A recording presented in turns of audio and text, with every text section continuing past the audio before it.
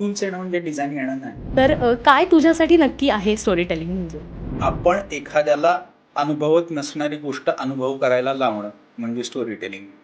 आम्ही सगळ्यात पहिल्या असाइनमेंटला चूज केलेली कलर पॅलेट. ती आता कळते बन्सालीची फिल्म बघून, की अरे ही ती कलर पॅलेट आहे किंवा ही असाइनमेंट आहे. ही जर आपण तेव्हा सिरियसली घेतली असती, आपल्याला ते फ्युचरचा विचार करून आपण ती अनुभवली असती, तर कदाचित आपलं ते गणित सोपं झालं असतं. मेन हे फील्ड खूप जास्त ऑब्झर्वेशन बेस्ड आहे. तुमचे डोळे सतत उघडे पाहिजे. तुमचं स्वप्न सुद्धा तुम्हाला दुसऱ्या दिवशी ॲज इट इज दुसऱ्याला सांगता आलं पाहिजे. फिल्मची सुरुवातच चित्रकला फोटोग्राफीतनं झाली. सगळ्याच आर्ट फील्डला म्हणजे चित्रकला असेल, संगीत असेल किंवा बाकी पण व्हिज्युअल जे परफॉर्मिंग आर्ट आहे, त्या सगळ्या तशा एकमेकांशी कनेक्टेडच असतात. टार्गेट ऑडियन्स खूप महत्वाचा आहे प्रत्येक गोष्टीत. जे ॲड फिल्म का असेल ना, लोगो का असेल. की आत्ताची जी मुलं आहेत ना, त्यांना पटकन सॉफ्टवेअर्स, टूल्स आणि त्या टेक्निकलिटीजमध्ये त्यांना थोडा जास्त इंटरेस्ट आहे आणि थिअरी पार्ट म्हणा किंवा ते जे प्रिन्सिपल्स आणि अशा त्यांच्याकडनं थोड्याशा मागे राहतात. स्क्रीन टाइम वाढला ना, आपण त्या तक्रारी करतो, पण आपण त्यांना तसं देतोय का पुस्तकातनं किंवा इतर ती जबाबदारी आपल्यावर आहे.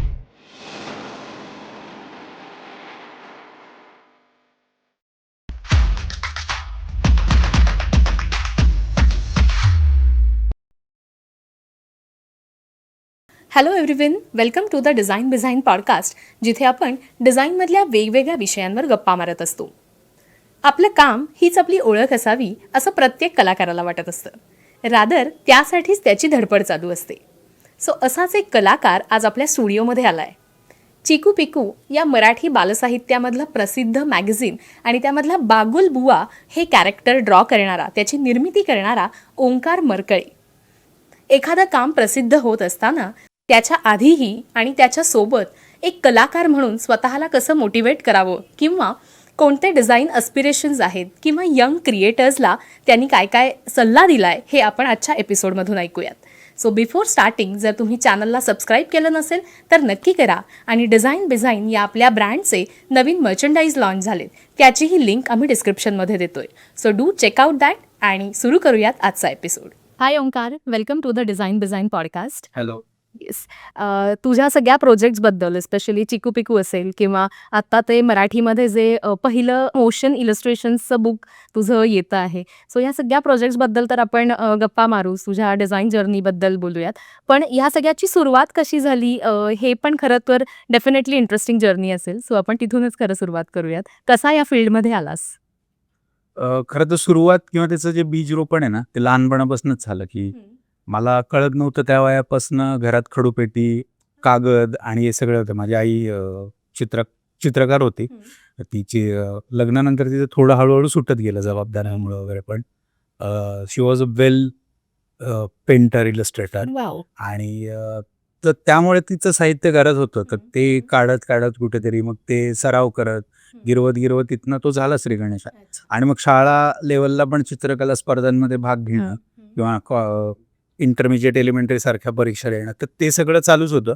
ते चालू असताना थोडंसं 10वी नंतर वेगळं वळण लागलं, की बाबा इंजिनिअरिंग, सगळ्या मित्रांच्या इन्फ्लुएन्समधनं असं वाटलं की आपण पण इंजिनियर व्हावं.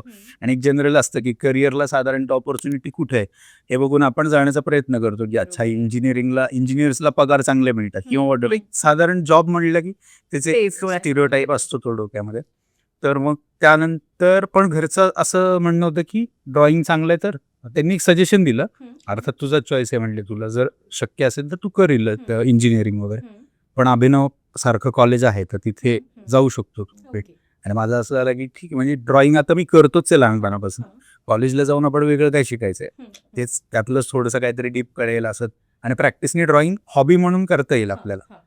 पण इव्हेंच्युअली मला 11वी-12वीत साधारणतः लक्ष द्यायला लागलं की आपली नाव बुडायला लागली आणि आपल्याला हे जमणारं गणित नाहीये.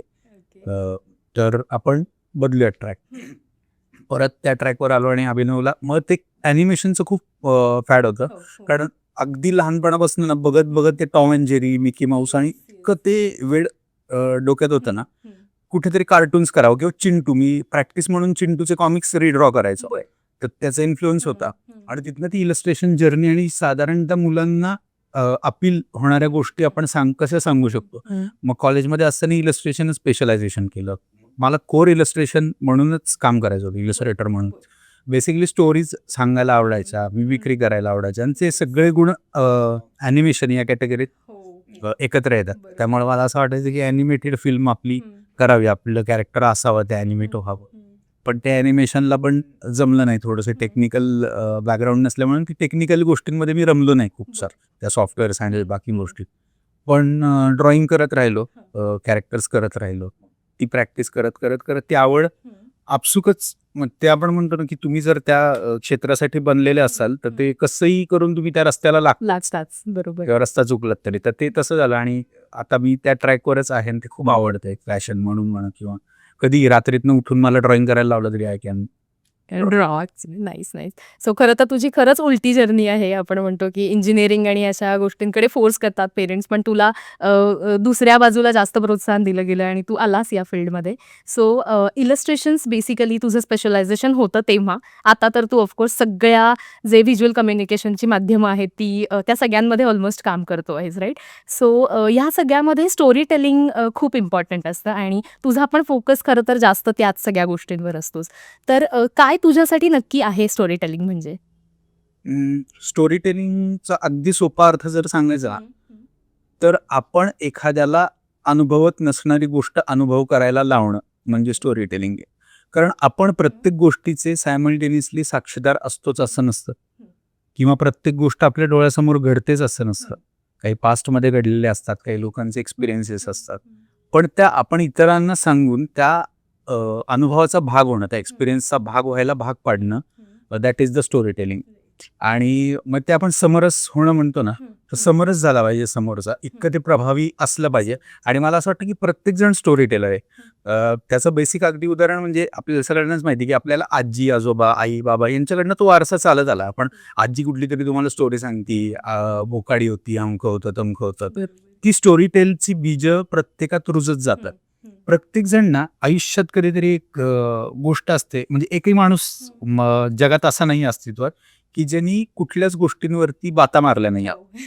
म्हणजे अगदी ऑफिसला न जाण्यासाठी घरातल्या कोणाला तरी मारणं हे पण स्टोरी टेलिंग आहे. ते कन्व्हिन्सिंग पाहिजे ना तेवढं, की माझ्या घरातलं कोणतरी गेलंय, कोणतरी ऍडमिट आहे हॉस्पिटल इमर्जन्सी, तिथनं ते खरं तर ते बीज आहे. त्याला प्रोफेशनल स्टोरी टेलर असा अथवा नसा, पण ते गुणधर्म असतात. अदरवाईज आपल्याला लहानपणी पण आठवतं की आपण भूतांच्या गोष्टींमध्ये राहतो, आपण एकमेकाला भूताच्या गोष्टी सांगून घाबरवण्याचे प्रयत्न करतो. तर त्याच्यात जे रस निर्माण होतो, त्याची लोक एंगेज होतात ना, तर ते स्टोरी टेलिंग असं. आणि माझी जर्नी पण तशीच चालू झाली की मला ते रंगवून सांगणं खूप आवडतं. कुठल्याही छोट्या गोष्टीचं रूपांतर मोठ्या गोष्टीत करणं ते मला खूप आवडतं, म्हणून मी त्या गोष्टींकडे जातो. आणि व्हिज्युअल बॅकग्राऊंड असल्यामुळे थोडंसं व्हिज्युअलायझेशन सकट सांगण्याचा प्रयत्न करतो, की हे व्हिज्युअलाइज होईल समोरच्या. एक्झॅक्टली. सो त्या स्टोरी टेलिंगचा बेस धरून तू ठरवलंस की आपण अशा अशा सगळ्या माध्यमांमधून व्यक्त होऊया आणि तू जे मग त्याच्यासाठी प्रोफेशनल एज्युकेशन पण घेतलंस. सो त्याचा किती फायदा झाला मग ह्या सगळ्यामध्ये? त्याचा ऍक्च्युली विचारसरणीमध्ये बराच फायदा झाला असं मला वाटतं, की रूट्स अगदी बेसिक गोष्टी खूप क्लिअर झाल्या. आणि जे असं वाटतं ना आपल्याला बरोबर की अरे आर्ट कॉलेज आहे काय असं, पण मला असं वाटतं की मी आता वेगवेगळ्या माध्यमांमध्ये काम करतो ना, म्हणजे म्युझिक असेल, फिल्म्स असतील, ॲडव्हर्टाईज असेल, तर मला सगळ्यात जास्त क्लिक होतं ना कुठल्याही प्री प्रोडक्शन किंवा आयडिया क्रॅक होण्याच्या आधी, तो माझ्या कॉलेजचा पहिला दिवस किंवा पहिल्या assignments, one of the 10 assignments आम्हाला फंडामेंटल्स म्हणून असायच्या. ज्या फंडामेंटल्समध्ये ते फक्त पेन्सिलनी रेघोट्या मारायला सांगायचे, बाकी काहीच नाही. पण त्या रेघोट्या ना 16 प्रकारच्या रेघोट्या असायच्या, 10 प्रकारच्या, वेगवेगळे प्रकार होते त्याचे. आणि आपल्याला ते माहिती नसतं खरं तर त्या स्केचिंगची इतकी, त्या पेन्सिलच्या व्हरायटीज आणि ह्या सगळ्या गोष्टी तिथे उलगडत जातात. आम्ही सगळ्यात पहिल्या असाइनमेंटला चूज केलेली कलर पॅलेट, ती आता कळते बन्सालीची फिल्म बघून की अरे ही ती कलर पॅलेट आहे किंवा ही असाइनमेंट आहे, ही जर आपण तेव्हा सिरियसली घेतली असती, आपल्याला ते फ्युचरचा विचार करून आपण ती अनुभवली असती, तर कदाचित आपलं ते गणित सोपं झालं असतं. मग आता मी माझी ती फाउंडेशनची वगैरे पुस्तकं अजून येत, कधी कधी ती रेफर करतो की अच्छा ते कलर पॅलेट्स बघण्यासाठी, आणि त्याचा खूप उपयोग होतो. ओके. सो फॉर्मल एज्युकेशन घ्यावं असं थोडक्यात तुला वाटतंय? फॉर्मल पण ते ऑथेंटिक, अर्थात तुमच्या एंटीने हां. ओपन पाहिजेत ते रिसीव्ह करण्यासाठी, की ह्याचा उपयोग कुठे होणार आहे. नुसतं एज्युकेशन घेणारे सुद्धा खूप आहेत. म्हणजे माझ्याबरोबर 40-45 विद्यार्थी माझ्या वर्गात होते, पण सगळेच इलस्ट्रेटर नाहीये, सगळेच ग्राफिक डिझायनर नाही किंवा सगळेच फिल्म मेकर नाहीये. कोणी ट्रॅकच बदललाय, कोणाचं आज हॉटेल आहे किंवा काय. बरोबर. विच इज ऑल्सो गुड की प्रत्येकजण त्याच्या त्याच्या याच्यामध्ये यशस्वीच आहे, पण त्या रूटला धरून पुढे जाणारी मुलं कमी आहेत किंवा क्वचित सापडतील आपल्याला. तर तो एक फॅक्टर आहे की तुमच्या एंट्रीनेस पण ओपन पाहिजे ते रिसीव्ह करायला. देणारा देत असतो आणि मेन हे फील्ड खूप जास्त ऑब्झर्वेशन बेस्ड आहे. तुमचे डोळे सतत उघडे पाहिजेत. तुमचं स्वप्न सुद्धा तुम्हाला दुसऱ्या दिवशी ॲज इट इज दुसऱ्याला सांगता आलं पाहिजे की मला ते स्वप्न फ्रेम बाय फ्रेम असं पडलं होतं, त्यात असं घडलं होतं. हे तर ती मजा आहे आणि त्या करिअरमध्ये ऑपॉर्च्युनिटीज खूप आहेत. राईट, मस्तच. सो तुझं सगळं मग हे एज्युकेशन आणि बाकी गोष्टी झाल्यावर तू करिअरसाठी जे प्रोफेशनली काम करत होतास ती कसं सुरू केलंस मग? म्हणजे जॉब करत होतास आधी की आता तर तुझा स्वतःचा स्टुडिओ आहे, राईट? सो त्याही म्हणजे आम्हाला कोरिएंडर स्टुडिओ कसं फॉर्म झालं तेही ऐकायला आवडेल. तर ॲक्च्युली करिअर माझी सुरुवात किंवा माझं एक विश होतं की कॉलेज संपल्यानंतर थोडंसं आपण जो फ्री टाइम मिळतो की कॉलेजपर्यंत असं वाटतं ना की लहानपणी आपल्याला सांगतात 10वीची सुट्टी झाली, 10वी नंतर टेन्शन नसतं, हो. 12वी नंतर टेन्शन नसतं, डिप्लोमा नंतर टेन्शन नसतं. पण ते टेन्शन नसतं या झोनमध्ये इतके पळत असतो आपण की आपल्याला रिलॅक्स टाइम कधीच नसतो. आणि मी असं कॉलेज संपल्यानंतर ऑनेस्टली असा विचार केला होता की आपलं करिअर म्हणून मला खूप वाटा दिसतात, तर त्या वाटांवरती कसं जायचं आणि कुठली वाट निवडायची ह्याच्यामध्ये थोडं कन्फ्यूज होतो, जे प्रत्येक जण असतो. की आता तेव्हा जस्ट UI UX पण येऊ लागलं होतं. ग्राफिक डिझाईनला तितकासा कमर्शियली हे नव्हतं. मग आता लोक म्हणायला लागले होते की ठीक आहे ग्राफिक डिझाईन बंद करू, UI UX पुढचं फ्युचर आहे, मग ते शिकूया. तर ते त्याच्याने अजून कन्फ्युजन्स क्रिएट झालेले. पण फिल्म लाईनला डायरेक्ट यायचं म्हटल्यानंतर मी आर्टची एक्झामसाठी प्रिपरेशन सुद्धा केलं होतं आर्ट डिपार्टमेंटमध्ये. प्रोडक्शन डिझाईनची एक्झाम FTI साठी अपेअर करत होतो, पण ते मग तिथनंही थोडंसं असं वाटायला लागलं की नको परत ते अजून शिकायचं, अजून वेळ जाणार, अजून स्ट्रगल आणि तो सगळ्या खूप गोष्टी डोळ्यासमोर होत्या. आणि सडनली आम्ही एक ग्रुप मित्रांचा असंच आपण इंटरव्ह्यूला जातो तसं IT पार्कमध्ये एका इंटरव्ह्यूला गेलो होतो. तिथे डिझायनर्सचे opening, okay. Basic software tools आणि कॉलेजमध्ये असतं ना फ्रीलान्सिंग वगैरे या छोट्या छोट्या गोष्टी करत होतो पॉकेट मनीसाठी, त्यामुळे थोडासा अनुभव होता. मग त्या IT कंपनीत गेलो, तिथे इंटरव्ह्यू वगैरे दिला, पास झालो. आता तिथं ती खूपच लोक लागतच होती, सारखे रिक्रुटमेंट असायची, त्यामुळे ते कोणालाही घेत होते. आमच्या नंतर लक्षात आलं आणि मग जॉब लागल्यानंतर लक्षात आलं की इथे रमणारं आपलं गणित नाही. हे घड्याळाच्या काट्यावरती ते थंब इन करा आणि त्यात अजिबात हे आपलं कॉर्पोरेट. तर त्यानंतर मग दुसरी एक ऑपॉर्च्युनिटी आली की एका ॲड एजन्सीतनं इंटरव्ह्यूसाठी कॉल आला आणि जॉईनिंग लगेच होतं. त्यांनी माझ्या सुट्टीच्या दिवशी इंटरव्ह्यू प्लॅन केला, त्यांनी बोलवलं. मग त्यांनी इलस्ट्रेटर बॅकग्राऊंड हे निवडलं. ते म्हणजे आमच्याकडे इलस्ट्रेटर व्हिज्युअलायझर कोणीच नाही आता, तर ती जागा रिकामी आहे, पण तुम्हाला ज्युनियर पासून चालू करावं लागेल. म्हणजे ठीक आहे, आपण करिअर सुरुवातच आहे, ज्युनियर काय एक्सपिरियन्स हवा आहे आपला किंवा कमर्शियली काम कसं चालतं. आणि मग त्यांनी ते दोन्ही प्लस पॉईंट पाहिले. त्यानंतर थोडी फिल्म बॅकग्राऊंड असल्यामुळे ते मोशनचा सेन्स असेल याला, या निमित्ताने त्यांनी अपॉइंट केलं. मग मी तिथे काही काळ जॉब केला. मग क्लायंट साईडला, मग एजन्सीमधनं काम करत असताना काही ह्याला ब्रँड स्ट्रॅटेजिस्ट किंवा क्रिएटिव्ह कन्सल्टंट म्हणून मी फ्रीलान्सिंगही केलं आणि इनहाऊस सुद्धा क्लायंट साईडलाच मग जॉब केले. आणि मग त्याच्यानंतर स्टुडिओ ओपन करायचं ठरवलं आम्ही. लॉकडाऊनच होता आणि असं वाटलं की आता आपण काहीतरी करूयात, आपल्याकडे अनुभव आहे जरा बरा आणि त्याचा उपयोग काय आपल्यासाठीच करता येईल आणि आपल्याला हवं तसं काम करता येईल. ज्या पॅशनने आपण आलोय, जे आपल्याला करायचंय ते करणारे समूह खूप कमी लोक इथे होते पुण्यात, मुंबईत. म्हणजे या एजन्सी इंडस्ट्रीत खूप होते लोक, पण इथे करणारे तसे कमी होते, ज्या निश लांगाल ओसेज होतं. तिथून ती सुरुवात. ओके. सो स्टुडिओमध्ये पण तुम्ही बऱ्याच प्रोजेक्ट्सवर पण काम केलं असेल, तर असे कुठे इंटरेस्टिंग प्रोजेक्ट्स आहेत त्याच्याबद्दल तुला शेअर करायला आवडेल? ॲक्च्युली आता रिसेंट 2-3 वर्षापूर्वीच आम्ही दिवाळीसाठी कॅम्पेन, म्हणजे आमचं असं झालं की सुरुवात दिवाळीपासूनच झाली, दिवाळीच्या कॅम्पेन्सपासून. आणि दिवाळीच्या ऑडिओ व्हिज्युअल्स, डिजिटल फिल्म्स केल्या काही ब्रँडसाठी. आम्ही त्या अगदी लिटरली नाममात्र दरात केल्या की आम्हाला ऑपॉर्च्युनिटी पाहिजे, आम्ही नवीन स्टुडिओ टाकलाय, ठीक आहे, आम्हाला फक्त आमच्या फीज सोडून एवढे पैसे द्या, असं या लेवलला. आणि ते वर्क व्हायला लागतं. ते खूप छान त्याचं प्रोडक्शन तयार झालं, त्याच्यामुळे पोर्टफोलिओ बनला. तो पोर्टफोलिओ बनल्यानंतर आम्ही इतर कामं मिळवत गेलो किंवा मग दिवाळी कॅम्पेन क्रॅक व्हायला लागते की कसं टाईपचं इमोशन लागतं, काय लागतं. तर आम्हाला एकदा एका क्लायंटची ब्रीफ आली, त्याच्यानंतर ती लगेच त्यांना 2 तासात पिच करायची होती. तर एक ॲड अख्खी 3-4 मिनिटाची इमोशनल. आम्ही काही जनरली एक माझा थॉट असा आहे की एक कॅरेक्टर डायरीमध्ये काही कॅरेक्टर टेम्पलेट्स लिहून ठेवलेले आहेत की ठीक आहे, या इमोशनचे 4 कॅरेक्टर, या इमोशनचे कुठलाही ब्रँड येऊ दे, 2-4 कॅरेक्टर, इमोशन सगळीकडे सेम आहे. बरोबर. म्हणजे रडणं सगळ्यांकडे सेम आहे. हॉलिवूडमध्ये तेच रडतात, मराठीतही तेच रडतात. फक्त त्या इमोशनचा भाग, त्या परिस्थितीत येणारं ते इमोशन कसं वापरायचं, किती वापरायचं, ह्याचे परिणाम जे आपल्याला साधायचे असतात ते वेगळे. तर मग ते थोडेसे कॅरेक्टरायझेशन आम्ही बिल्ड केलं आणि 2 तासात आहे ना, त्याला सांगितलं की देणार आहे, आम्ही पिच करू.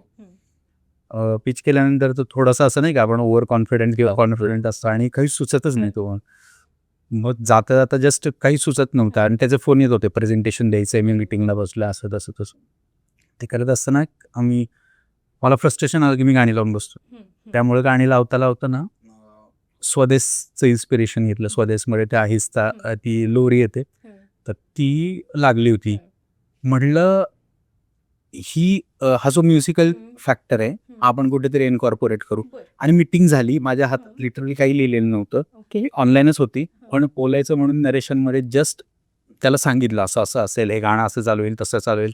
गाणं कुठे, पण बेसच नव्हतं, गाणं नव्हतं, लिरिक्स नव्हतं, पॅटर्न नव्हतं. आणि त्या हाती इतका आवडला आणि तो म्हणलं हा हे फिक्स आहे, उद्या सकाळपर्यंत लिहून द्या.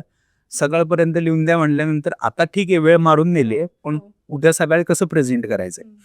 तर ते बसलो, मग बैठक केली आणि तो सगळ्यात चॅलेंजिंग जॉब होता. ती रात्र खूप चॅलेंजिंग होती. मग गाडी थांबून थांबून कुठल्याही सिग्नलला काही सुचायचं, मग गाडी थांबून मोबाईल काढून व्हॉइस नोट करायचो, रेकॉर्ड, ते टाईप करायचो, हे करायचो. मग घरी आल्यानंतर त्याचं ड्राफ्टिंग केलं. ते मग पुढं ती ॲड झाली, रिलीज आहे ती. बरं, ओके. कोणती आहे म्हणजे ती एक IVF फर्टिलिटी सेंटरची आहे. त्याला मी असं केलेलं की सॅड एका बाईची, म्हणजे आई न होऊ शकणारी बाई आहे आणि ती सगळे होप सोडलेले आहेत त्या कपल की आता काहीच होणार नाही. दिवाळीचा दिवस आहे, दिवाळी आशेचा उत्सव आहे.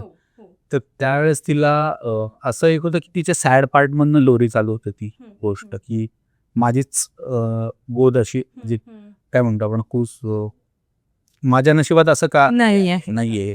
आणि तिथून चालू होतं ते आशेचा ट्रान्झिशन. क्रॅकही होत गेलं, ते लिहित गेलो आणि ते झालं. पण ती रात्र फार चॅलेंजिंग होती मला, हे काम कर. पण मस्त, म्हणजे तू ते वेळ पण मारून नेलीस आणि तो प्रोजेक्ट पण कम्प्लीट झाला. ही वेळ मारून नेल्यामुळं प्रॉब्लेम क्रिएट झाला, कारण पण प्रॉब्लेम ॲज इन इथे गुड पॉईंट ऑफ व्ह्यूनी झाला. वेळ मारून नेली म्हणून तो चांगला प्रोजेक्ट घडला. राईट. आणि ते सगळंच मग पुढचा बरोबर रिव्ह्यूज आणि येस. स्वतः जे म्हणालास की तुला त्या म्युझिक पीसवरून एक आयडिया सुचली आणि मग तू पुढे ती प्रेझेंट केलीस, राईट. सो त्याच्याचवरून मला असं वाटतं की सगळ्याच आर्ट फील्ड रादर, म्हणजे चित्रकला असेल, संगीत असेल किंवा बाकी पण व्हिज्युअल जे परफॉर्मिंग आर्ट आहेत, ह्या सगळ्यात अशा एकमेकांशी कनेक्टेडच असतात. म्हणजे ॲज अ आर्टिस्ट म्हणून आपण सगळीकडून इन्स्पिरेशन घेत असतो, राईट. पण ॲज अ एक ब्रँड, म्हणजे तू आता जे काम करतोयस की ब्रँड स्ट्रॅटेजिस्ट म्हणून पण काम करतोयस, व्हिज्युअलायझर म्हणून काम करतोयस, इलस्ट्रेशन आर्टिस्ट तर तू आहेच ऑलरेडी. तर कशा ह्या सगळ्या कनेक्टेड आहेत असं तुला वाटतं? किंवा मुलांनी पण त्याच्याकडे कसं बघितलं तर त्यांना मिळू शकतात त्याच्यातून इन्स्पिरेशन्स? सगळ्या खरं तू म्हणली तसं की ते सगळ्या एकमेकांशी खूप इंटरलिंक गोष्टी आहेत. त्या विलग करणं खूप अवघड आहे. म्हणजे आपण म्हणतानाच म्हणतो आपला दैवत कोण आहे कलेचा? गणपती. गणपती कुठल्या देवांचं, कुठल्या कलांचा अधिपती आहे? 64 कलांचा. तर 64 कलांचा एकच अधिपती आपल्याला. अदरवाईज आपल्या सगळ्या देवांना कामं डिस्ट्रीब्यूट केलेली आहेत, वेगवेगळी कामं आहेत. लक्ष्मीने फक्त पैसाच द्यायचा आहे, धन्वंतरीने फक्त आरोग्यच द्यायचं. गणपतीकडे 64 कलांचं मॅनेजमेंट. मग या सगळ्यांचा संगम एकत्र एकटा माणूस जर हँडल करत असेल तर हे आपल्या अंगात आहे प्रत्येक गोष्ट. ती इतकी इंटरलिंक्ड आहे की चित्रकला ही गरज, म्हणजे फिल्मची सुरुवातच चित्रकला फोटोग्राफीतनं झाली. म्हणजे मोशन, तुमच्या फोटो काढण्याला ज्यावेळेस कॅमेराज निघाले, त्या कॅमेराला एक एक क्लिक करत करत जे मोशन दिलं गेलं, त्यावेळेस कोणाला तरी इन्स्पिरेशन मिळालं आणि अरे हे एकत्र जोडलं की याची फिल्म होती. बरोबर. ती फ्रेम, फोटो फ्रेम असतो. सुरू झालं. डिझनी तिथूनच चालू झालंय. डिझनी मिकी माऊसचा फ्रेम बाय फ्रेम ड्रॉ केलेलं आहे. तर त्या माध्यमातून बेसिक तुमचं रूट जे आहे ते चित्रकलेशीच निगडीत आहे. चित्रकला हा सगळ्याच उगमस्थान आहे, सगळ्याचं इन्स्पिरेशन दृक माध्यमातलं. आणि अगेन मग आता त्या दृक आपण फक्त करत असताना त्याला मोशनकडे आलोय, त्याला टेक्नॉलॉजीजकडे आलोय, तर त्याला श्राव्य पण तेवढंच गरजेचं आहे, ऑडिओ पण तेवढाच गरजेचं आहे.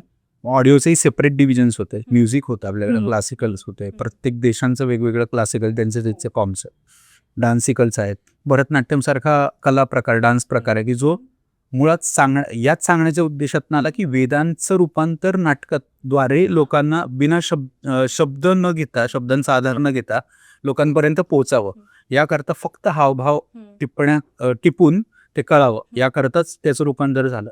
तर त्यामुळे ती एक एक कला, त्याचं परसेप्शन हे जोडत ज्यावेळेस आपण जातो ना, ते डॉट्स ज्यावेळेस जोडले जातात तेव्हा ते एक मोठा पिक्चर तयार होतं. आपल्याकडे जेव्हा भाषा नव्हती तेव्हापासून चित्रकला अस्तित्वात, गुहाचित्र आहेत, भिंतीचित्र आहेत, लघुचित्र आहेत, किती आपल्याला माहिती पण नाही, किती हजारो वर्ष, लाखो वर्षांच्या आधीची असतील. तर तिथून ते उगमस्थान आहे आणि तिथून ते डेव्हलप होत होत होत कनेक्टेड एकमेकांशी झालं असं आणि आपण इथपर्यंत इथपर्यंत पोहोचलो. आणि असं वाटतं की प्रत्येकाने ती अंग एक्सप्लोर करायला काहीच हरकत नाही, एकमेकांचा फायदाच होतो. म्हणजे जर तुम्हाला संगीताची आवड असेल किंवा तुम्ही म्युझिशियन असाल आणि ॲज वेल एज डिझायनर असाल, तर तुमच्या डिझाईन्समधनं ते म्युझिक उतरतं, ती लय उतरते, तो रिदम उतरतो, ती मेलडी उतरत जाते. किंवा तुम्ही म्युझिशियन असाल आणि डिझायनर असाल आणि म्युझिशियन फोरफ्रंटला असाल तुम्ही प्रोफेशनली, तर तुमचं डिझाईन सेन्स सुद्धा तसा डेव्हलप होत जातो की तुम्ही अगदी कसे बसणार आहात, काय बसणार आहात, मी कसं परफॉर्म केलं पाहिजे, या सगळ्या बेसिक गोष्टींचा उपयोग एकमेकांशी निगडीत. बरोबर. इव्हन तू मला मगाशी पण म्हणालास की लोगो हा ड्रॉ करतानाच त्याच्यातली मोशन, म्हणजे त्याला एक रिदम असतो, तो फील आपल्याला झाला पाहिजे, राईट? सो बरोबर आहे. तू जी स्टोरीज सांगतोस त्याच्यामध्ये तू कॅरेक्टर्स कशी शोधतोस मग ह्या सगळ्या अनुभवातून? म्हणजे ते character not in the sense मला फक्त इलस्ट्रेशन्स असंच नाही विचारायचंय. ॲड एखादी केलेली असशील तू किंवा इतरही कुठले प्रोजेक्ट, फिल्मचे पोस्टर्स पण तू केलेत, राईट?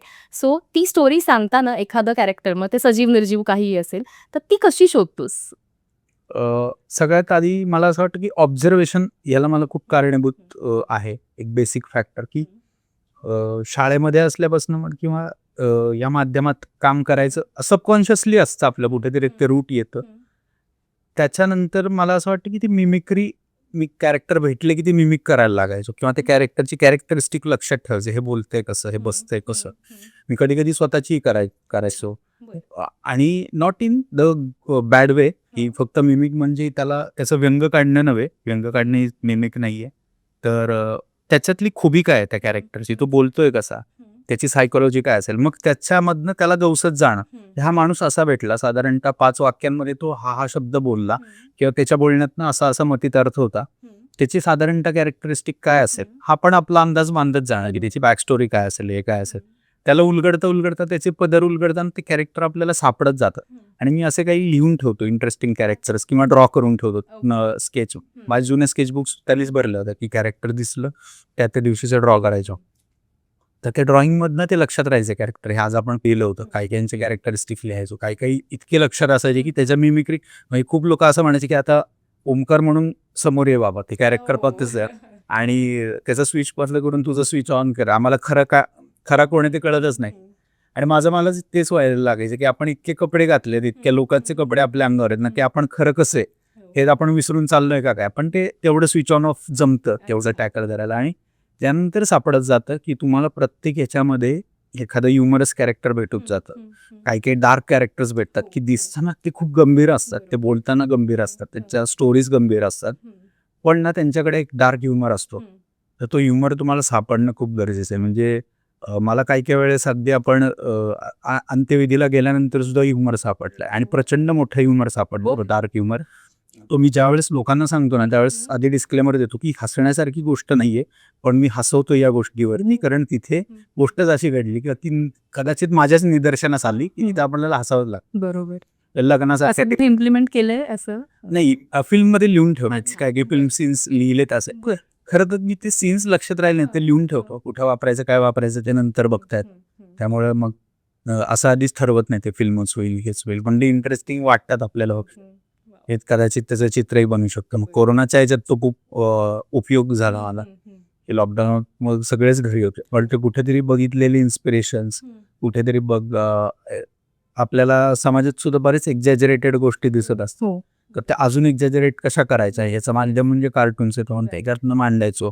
पॉलिटिकल एक्झॅजरेशन्स असतील, ते ह्युमर्स, पॉलिटिकल कॅम्पेन्स मध्ये सुद्धा मी कार्टुनिस्ट म्हणून काम केलं त्यावेळेस. ओके.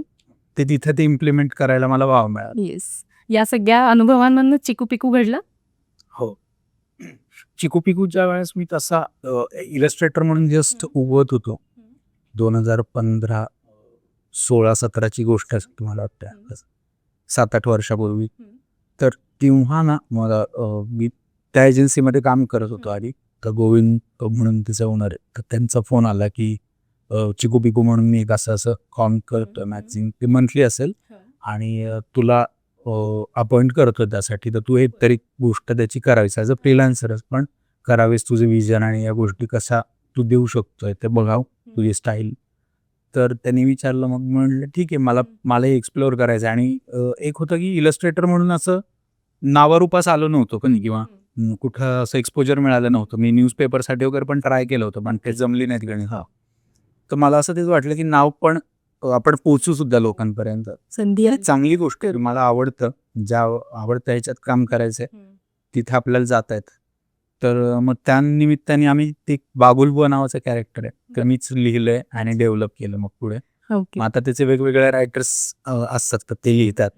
ते कॅरेक्टर मी ड्रॉ करतो. ते इलस्ट्रेटरही मी केलं, डेव्हलप केले आणि ती मजा खूप छान होती. जनरली बाबुलबुवा निगेटिव्ह आपल्याला सांगितलं, तो भीती म्हणून सांगितला जातो की बाबुलबुवा आला असं. तर आम्ही असं विचार केला की तो मॅजिकल कॅरेक्टर असेल काहीतरी आणि तो पॉझिटिव्ह असेल. तर तिथून आम्ही मग तो त्याला डेव्हलप करण्यासाठी मग त्यांनी सुद्धा खूप एफर्ट्स घेतले. सायकोलॉजिकल मुलांना काय आवडते काय नाही त्याच्यानुसार त्या स्टोरीज डेव्हलप केल्या, लिहिल्या त्यांनी. आणि मग आम्ही ते इलस्ट्रेट करत, व्हिज्युअलाइज करत आता ते इतक्या मोठ्या स्टेजला की पहिला जर तुम्ही बाबुलबुवा बघितला डेव्हलप केलेला आणि आत्ताचा बघितला तर खूप फरक आहे. तोही अपग्रेड होत चाललाय. जसं मी इव्हॉल्व होतोय तसं ते माझं चित्र पण इव्हॉल्व होत जातंय असं. राईट. ते व्हायलाच पाहिजे रादर, नाही का? तरच ते ऑडियन्स पर्यंत दरवेळी अपील होऊन जाईल त्यांना. आणि स्टाईल्स बदलतात किंवा तुम्हाला ज्या पद्धतीने मुलांना सांगायचं ना, मुलं खूप चंचल असतात, त्यांचं लक्ष वेधणं म्हणून स्क्रीन टाइम वाढला ना, आपण त्या तक्रारी करतो, पण आपण त्यांना तसं देतोय का पुस्तकातनं किंवा इतर गोष्टीतनं, ती जबाबदारी आपल्यावर आहे. बरोबर.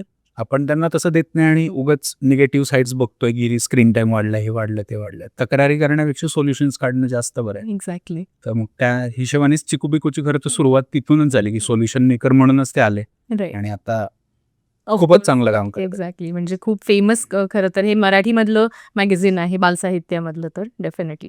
चिकू पिकूचं तर एक टीम आहे किंवा तू म्हणालास की तुझ्याकडे कॉन्सेप्ट्स येत होत्या आणि तू म्हणजे रायटरने तुला काहीतरी स्टोरी दिली आहे आणि मग तू डेव्हलप करत होतास आणि आता तर ते नेक्स्ट लेवललाच टीमवर्क म्हणून जाते. पण जेव्हा ओन प्रोजेक्ट्स असतात तुझे तर त्या ठिकाणी तू आयडियाज कशा क्रॅक करतोस मग? म्हणजे तिथे म्हणजे त्या कॅरेक्टरचा मूड असेल किंवा ते आपण म्हणतो ना की कसं सुचतं किंवा ह्याच्यासाठी तुझा काही आधीचा अभ्यास कसा असतो?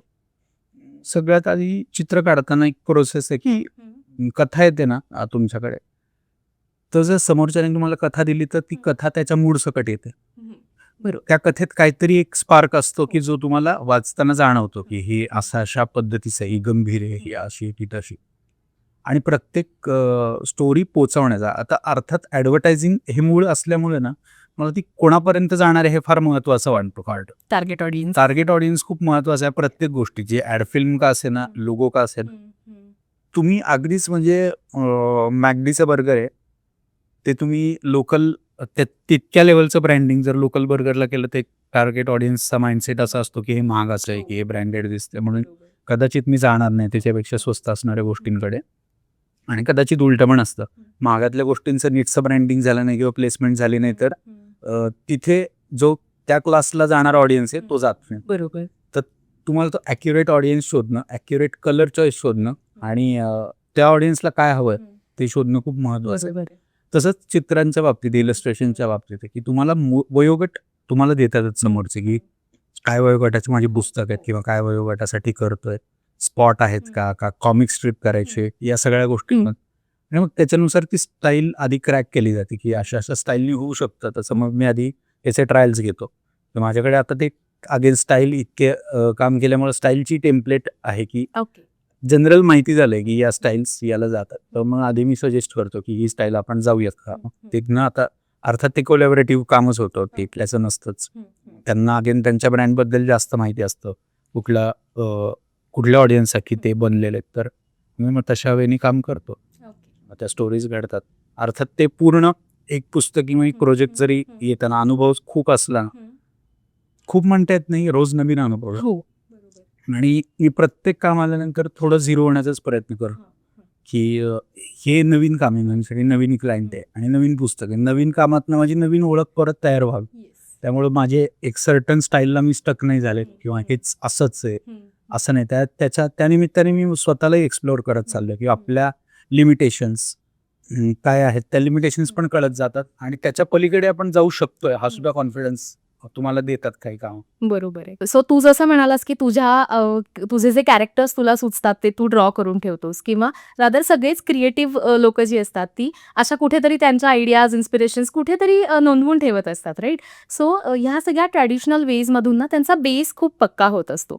पण मला एक गॅप नेहमी असा जाणवतो, की आत्ताची जी मुलं आहेत ना, त्यांना पटकन सॉफ्टवेअर्स, टूल्स आणि त्या टेक्निकॅलिटीजमध्ये त्यांना थोडा जास्त इंटरेस्ट आहे आणि थेरी पार्ट म्हणा किंवा ते जे प्रिन्सिपल्स आणि अशा त्यांच्याकडनं थोड्याशा मागे राहतात, राईट? तर काय तू त्यांच्यासाठी सजेस्ट करशील, की कसं त्यांनी त्यांचा अप्रोच ठेवला पाहिजे? ऑब्झर्वेशन मला असं वाटतं की कमी नाही म्हणता येत, ऑब्झर्वेशन खूप आहे, पण आपण ना नाही त्या गोष्टी जास्त बघतो त्या ऑब्झर्वेशनच्या ना. आपण डोळे वगैरे ठेवून आपण पान रोज बघतो, आपल्या झाडाला येणारं, प्लांटला येणारं, पण ते पान कसं असतं, काय शेपच आहे, त्याचा बेसिक शेप असतो. अर्थात निसर्ग नाही का बेसिक शेपमध्ये बांधलाय. त्याला आपण जरी अमूर्त असला तरी ना, तुम्ही एक पान घेतलं तर त्याचा ट्रायंगल सापडेल, चौकोन सापडेल, गोल सापडेल, काहीतरी शेप्स आहेत त्याला किंवा अगदीच ओबाड काहीतरी आकार आहे असं आहे, पण तो कुठेतरी बांधला जातो. बरोबर आहे. त्याचं ऑब्झर्वेशन्स आहेत, त्या रंगसंगती आहेत, की आता तुम्ही बघा ना विंटरमध्ये आपल्याला स्कायच्या शेड्स सूर्योदयापासून सूर्यास्तापर्यंत किती अफाट दिसतात. तेवढी कलर पॅलेट आपण वापरतो का आपल्याकडे असणारी? नक्कीच नाही. मग त्या टूलचा उपयोग आपल्याला झाला का? डिझायनरकडे तुमच्याकडे जी कलर पॅलेट आहे, जे RGBतले टोन्स आहेत, CMYKचे टोन्स आहेत, त्यांच्याशी आपण खेळतो, हे तेच आहेत जगात सगळीकडे तेच आहेत. त्यानंतर पण तुम्हाला नेचर रोज त्याचे वेगवेगळे रंगपटल देत असत, तुम्हाला दाखवत असत, तुम्हाला तुमच्या अवतीभोवतीचे परिसर दाखवायला ते दाखवत असतात. मी राजीव तांब्यांची काल रील बघितली, तर ती खूप इंटरेस्टिंग होती. त्यांनी सांगितलं की रंग शिकवताना मी काही मुलांना सांगितलं की किती रंग असतात, मग काही लोकांनी सांगितलं 3, 6, अगदी हुशार होते त्यांनी 12 सांगितलं की नडॉल्गाची पेटी 12 रंगांची असते वगैरे वगैरे. ते म्हणले की मी टास्क देतो पहिले असाइनमेंटाची असते की त्याला ब्लाऊज पीसच्या दुकानात घेऊन जा आणि ब्लाऊज पीसचे ते त्यांनी लावलेल्या गोष्टी दाखवा. आणि खरी गोष्ट आपण जाता येता जर बघितलं तर इतकं लक्ष वेधत असतं ना ते, की प्रत्येक निळ्याचा वेगळी शेड असते त्याच्या 10-15 निळे असतात त्या निळ्यामध्ये, जांभळ्यामध्ये 10-15 जांभळे. आपण जनरली बोलतो ताना पिहिनी पाजा सप्तरंगी शेड, पण त्या शेडच्या इतर शेड सुद्धा किती असतात ते आपण एक्सप्लोअर करतो का? आपल्याकडे कलर पॅलेट म्हणून कम्प्युटरला त्याच शेड्स आहेत, सगळ्यांकडे त्याच शेड आहे. डिझायनरकडे तीच शेड आहे, एडिटरकडे कलर DI आर्टिस्टकडे तीच शेड आहे. पण आपण कुठली शेड वापरतोय, कुठल्या मूडसाठी वापरतोय हे आपण सायकोलॉजिकल ठरवतो ना. बरोबर आहे. आपण आपल्या सोयीनुसार तेवढीच पॅलेट बघत असतो. तर ती न बघता आपल्याला इन्स्पिरेशन म्हणून नेचर आहे किंवा जनरल आपल्याला वाटलेलं, पण अशा कित्येक दैनंदिन याच्यातल्या गोष्टी आपल्या रंगांशी संबंध येतो. तर ते ऑब्झर्वेशन करणं हे मला वाटतं कुठेतरी कमी. आणि दुसरी गोष्ट ना, तुम्हाला तुमच्या माध्यमातून स्टोरी कशी सांगायची याचं आकलन असणं, आणि त्यासाठी ना मला असं वाटतं प्रत्येकाने थोडी बेसिक सायकोलॉजी ची जाण ठेवणं फार गरजेचं आहे. म्हणजे नक्की काय करायला पाहिजे?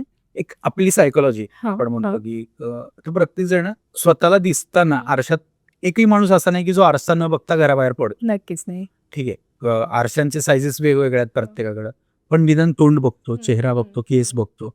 दिस इज द डिझाईन. तुमचं केस नीट आहेत, नाहीयेत, तुम्ही दिसताय व्यवस्थित, नाही दिसत आहे. आज मी शर्टाला योग्य पॅन्ट घातली आहे का मॅचिंग, तुम्ही घड्याळ घातलं का त्याच्या लायक, त्याच्या आसपास, ते फसू दे किंवा बरोबर होऊ दे, पण प्रत्येक जण त्याच्या मेंटॅलिटीनुसार तो आवरत असतो, त्याच्यानुसार तो अपिअर व्हावं असं त्याला वाटत असतं. तर हीच गोष्ट आहे सायकोलॉजीची, की तुमची सायकोलॉजी सांगते. जसं तुम्हाला सर्टन टाइप्स ऑफ गाणे आवडतात, सर्टन टाइप्स ऑफ कपडे आवडतात, दॅट इज द सायकोलॉजी. आणि ती तुम्हाला लोकांची ओळखता यावी, त्यांच्या कपड्यांवरूनच तुम्हाला ओळखता येते हा साधारण या सौम्य कॅटेगरीचा माणूस आहे. रणवीर सिंग दिसल्यानंतर आपल्या डोळ्यासमोर एक इमेज क्रिएट बरोबर ला सौम्य दाखवून नाही फायदा. बरोबर आहे. असा सुटाबुटातला माणूस दाखवून त्याची पर्सनॅलिटी कशी आहे, हम्म. ती एन्थुझियाझम आहे त्याच्यामध्ये. तर हम्म. अशा पद्धतीचं तुम्हाला ते पोर्ट्रे करायचं असेल हम्म. तर या थोड्या बेसिक गोष्टींची जाण आणि ती असते, ती फक्त हा. आपल्याला एक्सप्लोअर करावी लागते. बरोबर ती असणं, त्याचे ऑब्झर्वेशन स्वतःकडेच आधी बघणं. हम्म. आरशात स्वतःला जरी बघितलं ना हम्म. तर तुम्ही खूप गोष्टी ऑब्झर्व कराल, अच्छा नीट पाहिलं तर. ओके आणि तुमचं घर नीट पाहिलं तर तुम्ही छान गोष्टी ऑब्झर्व कराल. डब्यांचे अलाइनमेंट आईलाच माहिती असतं तो डबा कुठला, की फोन करून आई दुसरीकडे जरी गेली कुठे तर ती फोन करून सांगते या याच्यातला तिसरा डावा डबा त्यात अमकी अमकी गोष्ट ठेवली, ती घे. दिस इज द डिझाईन ना, ते डिसिप्लिन. डिझाईन डिसिप्लिन मधनं येतं आणि तेच पुढं बनतं, तेच ऑब्झर्वेशन्स म्हणून तयार होतं. एक मनामध्ये ती इमेज तयार व्हायला लागते. आता यालाच लागून थोडंसं एक जुनं उदाहरण आहे किंवा वेगळं उदाहरण देतो. ऑब्झर्वेशनचं एक सगळ्यात बेस्ट किंवा स्टोरी टेलिंग याचं जेनेरिक एक्झाम्पल म्हणजे ना भगवद्गीता आहे. बरं आणि माध्यम जे मागाशी म्हटले ना की माध्यम टूल येतं सगळ्यांना. आता भगवद्गीता कोणी लिहू शकतं ना, जनरल मला वाटले मी लिहिती समजा त्या काळात नाही, कोणी म्हणजे लिहू शकतं, त्यावेळेस इन्स्पिरेशन मिळालं. पण ती सांगितली कोणी, तर कृष्णाने सांगितली अर्जुनाला. It is the story telling. Right पण कृष्णाने सांगितलेली कृष्णाने लिहिली आहे का, तर नाही लिहिलेली. ती संजयनी धृतराष्ट्राला सांगितली. It's a story telling. Right right घडलेली गोष्ट कुठे आहे, ऑब्झर्वेशन कुठे आहे, तो अनालिसिस करत होता, तो व्हिज्युअलाइज करत होता आणि त्याच्या पद्धतीने ती घडलेली गोष्ट धृतराष्ट्राला सांगत होता. आणि ती कथा जी लिहिली गेली ती संजय उवाच असं प्रत्येक वेळेस येतं बरोबर आणि ती लिहिली गेली. त्याचं जे डॉक्युमेंटेशन झालं हे मीडियम आहे, हे टूल आहे, ह्याच्यात कुठेतरी बांधलं गेलंय. पण त्याच्या आधी त्यांनी ते व्हिज्युअलाइज केली गोष्ट. तर संग्रामाला तोही नव्हता तिथे, बरोबर तो सांगत होता त्याच्या इंट्युशन्सवर, तो व्हिज्युअलाइज करून सांगत होता. त्याला महत्वाचं होतं ऑब्झर्वेशन, हे चक्र कसं फिरणार आहे, रथ कसा असेल वगैरे वगैरे गोष्टी. आणि त्यानंतर ती व्हिज्युअलाइज करून देत होता धृतराष्ट्रावर, जो अंदाज होता. राईट आणि त्याच्यासाठी जी बांधली गेली ती गीता आपण रेफर करतो, ते माध्यम आहे, त्या माध्यमातून आलेली गीता. मग टूल हे माध्यम आहे. तुम्हाला त्याच्या आधीच ते स्टोरी टेल करावं लागेल, ते ऐकावं लागेल, ते व्हिज्युअलाइज करावं लागेल, त्याचं ऑब्झर्वेशन्स करावे लागतील, तुमची ती पॉवर खूप वाढवावी लागेल. ते एक प्रकारचं मेडिटेशनच म्हणू आपण त्याला, ऑब्झर्वेशन हे. आणि तो त्याचेही काही छोट्या छोट्या असाइनमेंट्स आहेत, जर तुम्ही त्याही फॉलो केल्यात तर ते एक मेडिटेशन तुम्ही रोज करू शकता. बरोबर आणि खूप दैनंदिन रुटीन मधला आहे. एक्झॅक्टली. म्हणजे मी तुला तेच पुढे विचारणार होते की मग ह्याच्यासाठी काय केलं पाहिजे, काही अशा डेली प्रॅक्टिसेस आहेत का, किंवा काही हॅबिट्स जर त्यांनी, आपण म्हणतो ना की ह्या तुम्ही आत्मसात करा ज्याचा तुम्हाला पुढे करिअरमध्ये तुमचा फायदा होऊ शकतो, तर अशा काही टिप्स देऊ शकशील का? टिप्स म्हणण्यापेक्षा ते एक्सरसाइजेस आहेत, ते मला ऍप्लिकेबल आहेत किंवा जनरली कोणालाही असतील. मी माझ्या पद्धतीने सांगतो, मग त्यांना त्यातनं वेचायचं ते वेचतील. ते असेच की मी तासनतास कधी कधी खिडकीतल्या ढगाकडे बघत बसतो. पळते ढग बघायला मला खूप आवडतं आणि त्या प्रत्येक ढगातनं काहीतरी आकार निर्मिती होत असते. तर लहानपणी सगळेच जण सुंदर असायचं ना ढगांमध्ये बघणं. सिंपल. अजून एक गोष्ट असते की तुम्ही प्रवासात जाताना, तर तुम्ही चालत असता, खरं तर तुम्ही जात असता गाडीतनं, चालत असता कुठने, पण आपण त्याला टर्म काय देतो, तर पळती झाडं. बघूयात, झाडं पळत नाहीयेत पण तुम्हाला ती दिसतात तशी पळताना, तुम्हाला दिसतात ते ढग पळताना. ढग पळत नाहीयेत खरं, पृथ्वी आपण फिरतोय. बरोबर आहे. तर ती फिरत असताना ज्या गोष्टीत, आता ढग वास्तविक तो वायू आहे, त्याला काय आकार नाही येत असा, ते शेपलेस आहे, कसाही पसरतोय कुठनं झालेला, ती वाफ आहे. त्यातनं दिसणार तुम्हाला ढग, तुम्हाला दिसणारा गणपती वेगळा असेल, कदाचित गणपती दिसेल आणि मला हत्ती दिसेल, मला ससा दिसेल, मला काही दिसेल. प्रत्येकाने त्याच्या पॉइंट ऑफ व्ह्यूने ती गोष्ट बघणं म्हणजे एक ते नोट डाऊन करणं, ते ऑब्झर्वेशन्स, आणि त्याची कुठेतरी दखल घेणं, हे करत राहिलं पाहिजे. त्यानंतर आपण समुद्रकिनारी गेल्यानंतर तिथं एक क्षितिज रेषा आपल्याला सगळ्यांनाच दिसते. तिथं समुद्र संपत नाही कधी, तो अनलिमिटेड इन्फिनिट आहे तो. तर आपल्याला दिसतो कुठेतरी, इल्युजन क्रिएट होतं, ती रेषे तिथे तो संपतोय आणि ढग चालू होतं. तसं ते जे ऑब्झर्वेशन्स आहेत, ती क्षितिज रेषा प्रत्येकाची वेगवेगळी असू शकते, कोणाची खाली, कोणाची वर आहे, कोणाची मध्ये. लाटांचा येणारा जो फोर्स आहे तो प्रत्येकाला काहीतरी वेगळे शेप्स, वेगळे आकार, वेगळे साऊंड्स देऊन देत असेल, वेगळे रंग देऊन येत असेल. कदाचित एखाद्याला शंख वेचायची सवय असेल, शिंपले वेचायची, तर ते एक डिझाईन आहे. तर खूप निसर्गाने आपल्याला दिलेली खूप मोठी देणगी ती त्या प्रकारची. आवाज असतील ते आवाजही तुम्ही क्रिएट नाही करू शकत. बरोबर आहे. कसे टेक्नॉलॉजी आली आहे, पण तुम्ही काय ते रिक्रिएट कसे करणार आहेत फॉर्म्स? किंवा त्याचं इन्स्पिरेशन परत नेचरच हा नेचरच आहे. तुम्ही तिथनं काहीतरी इन्स्पायर होऊन सिमिलर आवाज काढण्याचा प्रयत्न करता. बरोबर. लाटांच्या जवळ जाणारा आवाज आपण निर्माण करू शकतो, पण लाटांचा ॲज इट इज आवाज आपण लाटांचीच जाऊन रेकॉर्ड करू शकतो किंवा त्यांच्याकडनंच तो घेऊ शकतो. बरोबर आहे. राईट. किंवा रात्रीला पण एक शांततेला आवाज आहे, चांदण्यांना आवाज आहे. प्रत्येक चांदणी बोलते, प्रत्येक चांदणीचे काहीतरी गाणं आहे, चंद्राचं गाणं आहे. तर ते आहे ना, ते कुठेतरी तुमच्या ह्याच्यात यायला पाहिजे. मग तिथनं घडणाऱ्या ज्या गोष्टी आहेत त्या वेगवेगळ्या फॉर्ममधनं घडू शकतात. कुठल्या कवीला, आता कवी चंद्र तोच आहे ना, आपल्या सगळ्यांना तोच दिसतो, पण किती कवींनी चंद्राबद्दल वेगवेगळं लिहून ठेव. गुलजार सांगताना वेगळा सांगतायत, जावेद अख्तर वेगळा सांगतायत, मराठीत वेगवेगळे कवी वेगवेगळ्या पद्धतीने त्यांचा चंद्र उलगडतायत. म्हणजे काहीतरी त्यांना त्यांचा पॉईंट ऑफ व्ह्यूनी गवसलेलं आहे त्यांचं ऑब्झर्वेशन्स पण.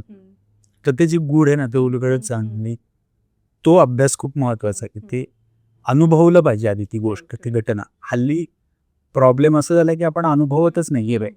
आपल्याला प्रत्येक गोष्टीचं साक्षीदार हा मोबाईल मधनं व्हायचंय. हो बरोबर. कॅमेरा ती Yes. टिपायची ती गोष्ट पटकन. हो. आणि मी कसा तर पहिला आहे की मी पटकन स्टोरीला टाकून दिलं, मी पटकन हे केलं. तर तिथे जाण्यापेक्षा तो अनुभव घेणं फार महत्वाचं बरोबर. वाटतं. ती समुद्राची गाज ऐकली पाहिजे आपण हो. खूप शांतपणे. ती नीरव शांतता रात्रीची असते, ती चांदणं, नक्षत्र आहेत आपल्याकडे. नक्षत्र इट्स डिझाईन की किती छान आहे. तेच चांदण्याचे पॅटर्न त्या त्या काळात तयार होतात, ते दिसणं ते कधी त्या ह्याला जाऊन पाहायला पाहिजे आपण. चांदण्या ते जे निसर्ग प्रेमिक आहेत ते कॅम्प्स हो. हे करतात, स्टारगेझिंग ऍक्टिव्हिटी वगैरे, किंवा बरेच फोटोग्राफर स्टार ट्रेल्स वगैरे काढायचा प्रयत्न. तर या ऍक्टिव्हिटीज पण आपण केल्या पाहिजेत, तर त्या पाहिल्या पाहिजे कसं दिसतंय, काय दिसतंय. किंवा आता आपण ना कधीतरी करायचं म्हणून किंवा खूप ताण घेऊन मग 2 दिवस रिलॅक्स व्हायचं म्हणून त्या सगळ्याकडे बघतोय. तर मला वाटतंय की तो खरं तर डेली लाईफचा भाग असला पाहिजे. राईट. म्हणजे इव्हन तू सांगताना मला अजून एक जाणवलं की लहानपणी ना त्या फरशांवर असे काळ्या डॉट्सच्या फरशा असायच्या पूर्वी. राईट. सो किती म्हणजे मी स्वतः मला आठवते की मी कायम त्या बघत बसायचे आणि मला काहीतरी शेप्स दिसायचे आणि कट टू आज मला असं आपण बघतच नाही आहोत तिकडे, कारण सेम तू म्हणलास तसं फोन आहे आपल्याकडे. म्हणजे फोनमधूनही खरं तर आपण खूप चांगल्या इन्स्पिरेशन्स घेऊच शकतोय डेफिनेटली. अगेन त्याचा चांगला यूज कसा करणार आहोत ते परत आपल्यावरच आहे. ह्या सगळ्यातनं पण म्हणजे इतकं ऑब्झर्वेशन करून असेल किंवा इतकं करूनही ना कधीतरी असा एखादा क्रिएटिव्ह ब्लॉक येतो किंवा काहीच सुचत नाही. तर अशी कधी फेज आली आहे तुझ्या बाबतीत किंवा आली समजा तर तू काय करशील? क्रिएटिव्ह ब्लॉक बराचदा येतो. म्हणजे जनरल आता त्याला क्रिएटिव्ह ब्लॉक म्हणतो, पण जर अगदी शाब्दिक टर्म मध्ये सांगायचं झालं तर तो क्रिएटिव्ह ब्लॉक नसतो, ती स्टॅग्नन्सी असते. आपण एकाच चक्रामध्ये अडकत चाललेलो असतो. म्हणजे नाणं असताना आपण एकाच बाजूनी बघतो, कदाचित आपण वळवलं तर दुसरी बाजू पण दिसते आपल्याला. तर आपल्याला ती डिरेक्शन बदलायची वेळ असते. आणि मी खूप पॉझिटिव्हली घेतो क्रिएटिव्ह ब्लॉक, की मला क्रिएटिव्ह ब्लॉक आलाय किंवा ती मेंटल फेज आली आहे जिथं स्टॅग्नन्सी तयार झाली आहे, तर ती मला काहीतरी नवीन इन्स्पिरेशन देण्यासाठी झाली. म्हणजे मला माझ्या नियतीनी किंवा कोणीतरी सिग्नल दिलेला आहे त्या एनर्जीनी की तू जे करतोय ना त्याच्या पलीकडे पण काहीतरी आहे, ते ऑब्झर्व कर. Now it's time. It's time to grow किंवा वेगळ्या पॉईंट ऑफ व्ह्यूनी बघण्याचा एक तो प्रयत्न. आणि तो आपण जर पाहिला ना, अप्रोच बदलला तर ती गोष्ट गवसत जाते. तो ब्लॉक लगेच सुटतो. ते अगदी छोटीशी गाठ असते ती, जर ती तुम्ही तशीच ओढून बांधायला गेलात तर ती गाठच राहते. ती जर हळूहळू त्याचे पदर समजत गेलं, उलगडत गेलं तर ती गाठ सुटत जाते. बरोबर आहे. तसं. आणि ब्लॉक खरं तर ना आपण ते खूप कारणही देतो, लेवलही देतो.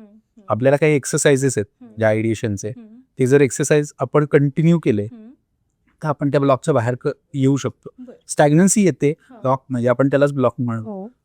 ती आली पाहिजे, ते पॉझिटिव्ह गोष्टींसाठी झाली पाहिजे, पण ती राहते किंवा त्याच्याने काहीच सुचत नाही ही भानगड नसते. कुठेतरी तुमच्या मग परत आहे ना, तुम्ही तुमच्याकडं आपण एकतर माणूस हा प्राणी आहे की मेमरीज मध्ये जास्त जपतो आपण. प्रेझेंट मध्ये जगणारी माणसं फार कमी. तर आपण खूपच अलीकडे जाऊ. काही लोक इतिहासात रमतात, काही लोक त्यांच्या बालपणात रमतात, काही भूतकाळात रमतात, चांगल्या वाईट गोष्टींनी. असं केलं होतं, 2 मित्र भेटल्यानंतर त्याच गोष्टी सांगतात, अरे आपण तिथे गेलो होतो, तिथे अशाची मजा केली होती किंवा करूया, या गोष्टींवरती होतात. फ्युचर और पास्ट. तर त्या पास्ट मध्ये एक तरी मेमरी स्ट्राईक होते तुमच्याकडे. जर जा मागे मागे गेल्यानंतर तुम्हाला एक तरी गोष्टीचं रिलेशन तुम्हाला आलेल्या ब्लॉकशी जाणवतं आणि तो ब्लॉक तुमचा तिथेच मोकळा होतो. ती चांगली गोष्ट असेल और वाईट असेल. नाईस. मस्तच. सो अस्पायरिंग डिझायनर्ससाठी काय अशा डेली हॅबिट्स आहेत ज्या त्यांनी इम्प्लिमेंट कराव्यात? रोज सगळ्यात आधी आरशात स्वतःला नीट बघावं आपण गुड मॅनरमध्ये आहोत का. डिझाईन तिथूनच चालू होतं. बरं. घर ऑब्झर्व करावं आपलं की घरामध्ये कुठली गोष्ट कशी ठेवली आहे, काय ठेवली आहे. आपण म्हणजे व्यक्ती म्हणून स्वतः रोज वेल मॅनरमध्येच बाहेर पडत असतो. बरोबर. कोणाला भेटताना आता जनरल तुम्ही संध्याकाळी गप्पा मारायला जाताना आपण कॅज्युअल कपडे घालतो, पण तेही व्यवस्थित असतात की आपण बाहेर चाललो तरी आपण गबाळ्यासारखं जात कुठे ती डिझाईन आहे तू ती अगेन मग आता त्याची ब्रँड्स वेगळी, ती फॅशन डिझाईन म्हणतात. घराची डिझाईन जाते, इंटिरियर म्हणजे डिझाईनच्याच इतक्या ब्रँचेस की तितक्या ब्रँचेस बरोबर आपला संबंध असतो. अगदी बेसिक घर लावण्यापासून एखादी सर्टन गोष्ट त्याच जागेवर असते, ती ऑब्झर्व करत राहिलो पाहिजे आपण, किंवा कुठं छान दिसतीये, काय छान दिसतीये. त्यानंतर निसर्ग आहे खूप मोठा आपल्याला टीचर आहे, तर निसर्गाकडे पाहायला पाहिजे. सूर्योदयापासून ते सूर्यास्तापर्यंत किती शेड्स आपल्याला ढगाचे दिसतात, आकाशाचे दिसतात, त्या shades observe. Season wise change आता विंटर आहे, विंटर म्हणजे ढगांसाठी सगळ्यात फोटोग्राफर्सची जन्नत असते. आता की तुम्ही साधा मोबाईल काढून जरी फोटो कुठनंही ग्रॅब केला त्याला एक क्षणी, तर तो उत्तमच आहे. त्याचा सनलाईट कसा पडतोय, काय पडतोय, प्रत्येकाची इंटेन्सिटी आहे, ती इंटेन्सिटी बघत राहणं. अर्थात तोच सूर्य तोच आहे, तीच आहे ना. आपण सीझननुसार कसे बदलतोय, मधल्या ढगांची काय गंमत होती, ते मिळून काय इल्युजन क्रिएट करत आहेत, तर तिथनं येणारं रिफ्लेक्शन ते कसं होतंय, काय होतंय, हे फार महत्वाचं आहे. पण पानावर पडलेला लाईट ग्रॅब करणं तो एक वेगळा दिसतो आपल्याला, खूप इंटरेस्टिंग दिसतो. पानावर पाण्याचा ड्रॉप असेल त्याच्यावर पडलेला वेगवेगळा लाईट कसा दिसू शकतो. गोल्डन आर सगळ्यात सगळ्यांचा आवडीचाच आहे व्हिज्युअल सेगमेंटमध्ये काम करताना. तर तो का आवडीचा आहे, तो का असं त्याला गोल्डन लाईट का म्हणलंय, तर ते ऑब्झर्वेशन्स करणं, पर्स्पेक्टिव्ह बघणं, की रंग पर्स्पेक्टिव्ह देत असतात. आपल्याला लांबचे ढग हे फिकट दिसतात, जवळचे ढग थोडेसे डार्क दिसत जातं, ते ग्रेडियंट दिसत जातं त्याच्यामध्ये. किंवा डोंगर असेल, दऱ्या असतील, समुद्र असेल, क्षितिज पटल असेल, प्रत्येकाची क्षितिज रेषा वेगवेगळी दिसते ना. तुम्ही जसं ज्या उंचीनी बघताय तसं तुम्हाला ग्राउंड दिसत जातं, ते संपत नाही कुठे, ते इल्युजन क्रिएट होतं ना. त्यात एक डिझाईन आहे, तुम्हाला डिझाईनमधनं इल्युजनच क्रिएट करायचं असतं. त्यानंतर रोज जाता येताना आपल्याला असंख्य गोष्टी दिसतात. प्रत्येक बिल्डिंगचं इन्फ्रा असतं, वाड्याचं इन्फ्रा असतं, त्याची डिझाईन असते, रोडची डिझाईन असते. या सगळ्या गोष्टी आपण जर डोळे उघडे ठेवून पाहत गेलो ना, छोट्या छोट्या गोष्टींमध्ये डिझाईन आहे, आणि छोटी छोटी गोष्ट आपल्याला डेली रुटीनला विदाऊट डिझाईन होऊच नाही शकत. त्याला मग ती निसर्गाची अमूर्त डिझाईन असू दे, किंवा आपण मॅनमेड आर्किटेक्चर मधनं बांधलेली डिझाईन असू दे, त्या प्रत्येक गोष्टीचा बेस कुठल्या तरी शेप्सशी निगडीत आहे, तर ते शोधणं, हा एक्सरसाइज एक आपण केला पाहिजे. की पानांचा शेप काय असेल. रोज फिरायला सकाळी जर कोणी जात असेल, किंवा मी तर म्हणतो सकाळ पहाटे सूर्योदयाच्या वेळेसच जावं, आणि त्यावेळेस तुम्हाला तो लाईटही वेगवेगळ्या लाईटचा ट्रान्झिशन बघता येईल. बरोबर. तो लाईट जमिनीवर पडलेला, पाण्यावर पडलेला कसा वेगवेगळा बदलत जातोय त्याचं ऑब्झर्वेशन तुम्हाला करता येईल. आणि गेल्यानंतर पानं, फुलं, दगडं, अजून लाकडाचे काही तुकडे, झाडाच्या फांद्यांचे तुकडे पडलेले असतात, ते हे गोळा करून घरी घेऊन आलात ना, त्याचे टेक्स्चर्स लक्षात येते, त्याचे शेप्स लक्षात येतील, आणि ते ड्रॉ करण्याचा, ते सिम्प्लिफाईड करण्याचा प्रयत्न करत गेलात डिझाईन्समध्ये, तर ते कुठेतरी लोगोमध्ये इन्स्पायर. आपण बघतो ना की लोगो हा या गोष्टीत परफॉर्म झालाय, बरोबर. तो अचानक नाही होत ना. एक्झॅक्टली. तो डिझायनर कुठेतरी ते इम्प्रेशन बनवतो, त्याची सायकोलॉजी जाणतो, आणि मग ते पानाचा कुठेतरी सिम्प्लिफाईड शेप आपल्याला मिळतो. बरोबर आहे. ऍपल जर अख्खं बघितलं तर शेप वाईज तसंच आहे जसा लोगो आहे, पण तो खाल्ल्यानंतरचा बाईट तसा येतो का, ओबडधोबड येतो ना. पण तो स्टॅटिक कसा मांडलाय त्यांनी, ग्राफिकली कसा मांडलाय, ते इम्प्लिमेंटेशन हे डिझायनिंग पार्टमध्ये येतं. लेआउट्स म्हणजे तुम्हाला मी आरशात बघाय का सांगितलं, ती लेआउट सेन्स. आपण टो टू हेड व्यवस्थित असतो, बरोबर. कसे असतो ते आपण बाहेर जाताना बघतो, ती लेआउट आहे ना एक छान. मी शर्ट इन केल्यानंतर तो पॅन्ट कुठे असली पाहिजे, बॅलेन्स आहे, दोन्ही शर्टांच्या बाया या सेम दिसल्या, घड्याळमध्ये सारखं त्याला सुटेबल पाहिजे. नाहीतर मग आपण एखादा माणूस जर असाच वेगळा विक्षिप्त आला काहीतरी, त्यांनी वेगळेच विचित्र कॉम्बिनेशन घातले, विचित्र खाली बूट घातले, तर आपण बघून प्रत्येक जणच म्हणतो ना काहीतरी वियर्ड दिसतं. बरोबर आहे. ते ओबडधोबड टेक्निकली त्याच्या दृष्टीने ते बरोबर आहे, चुकीचं काहीच नाही, पण ती वेल डिझाईन नाही दिसत. कुठेतरी त्याला एक डिसिप्लिन आहे, त्याला मॅनर आहे, त्या लेआउटमध्ये दिसणं, त्या लेआउटमध्ये असणं म्हणजे ऑब्झर्व करत राहणं. आणि when it comes to presentation तर तिथे या सगळ्या गोष्टी बघितल्याच पाहिजे ना, कारण आपल्याला काहीतरी सांगायचंय समोरच्याला. एक्झॅक्ट डिझाईन तुमचं तेच काम करतं ना, प्रेझेंट करतं पण. बरोबर आहे. म्हणजे फिल्म करणं अवघड अर्थात आहेच आहे, त्याचं टूल, त्याचं ग्रामर वेगळं आहे.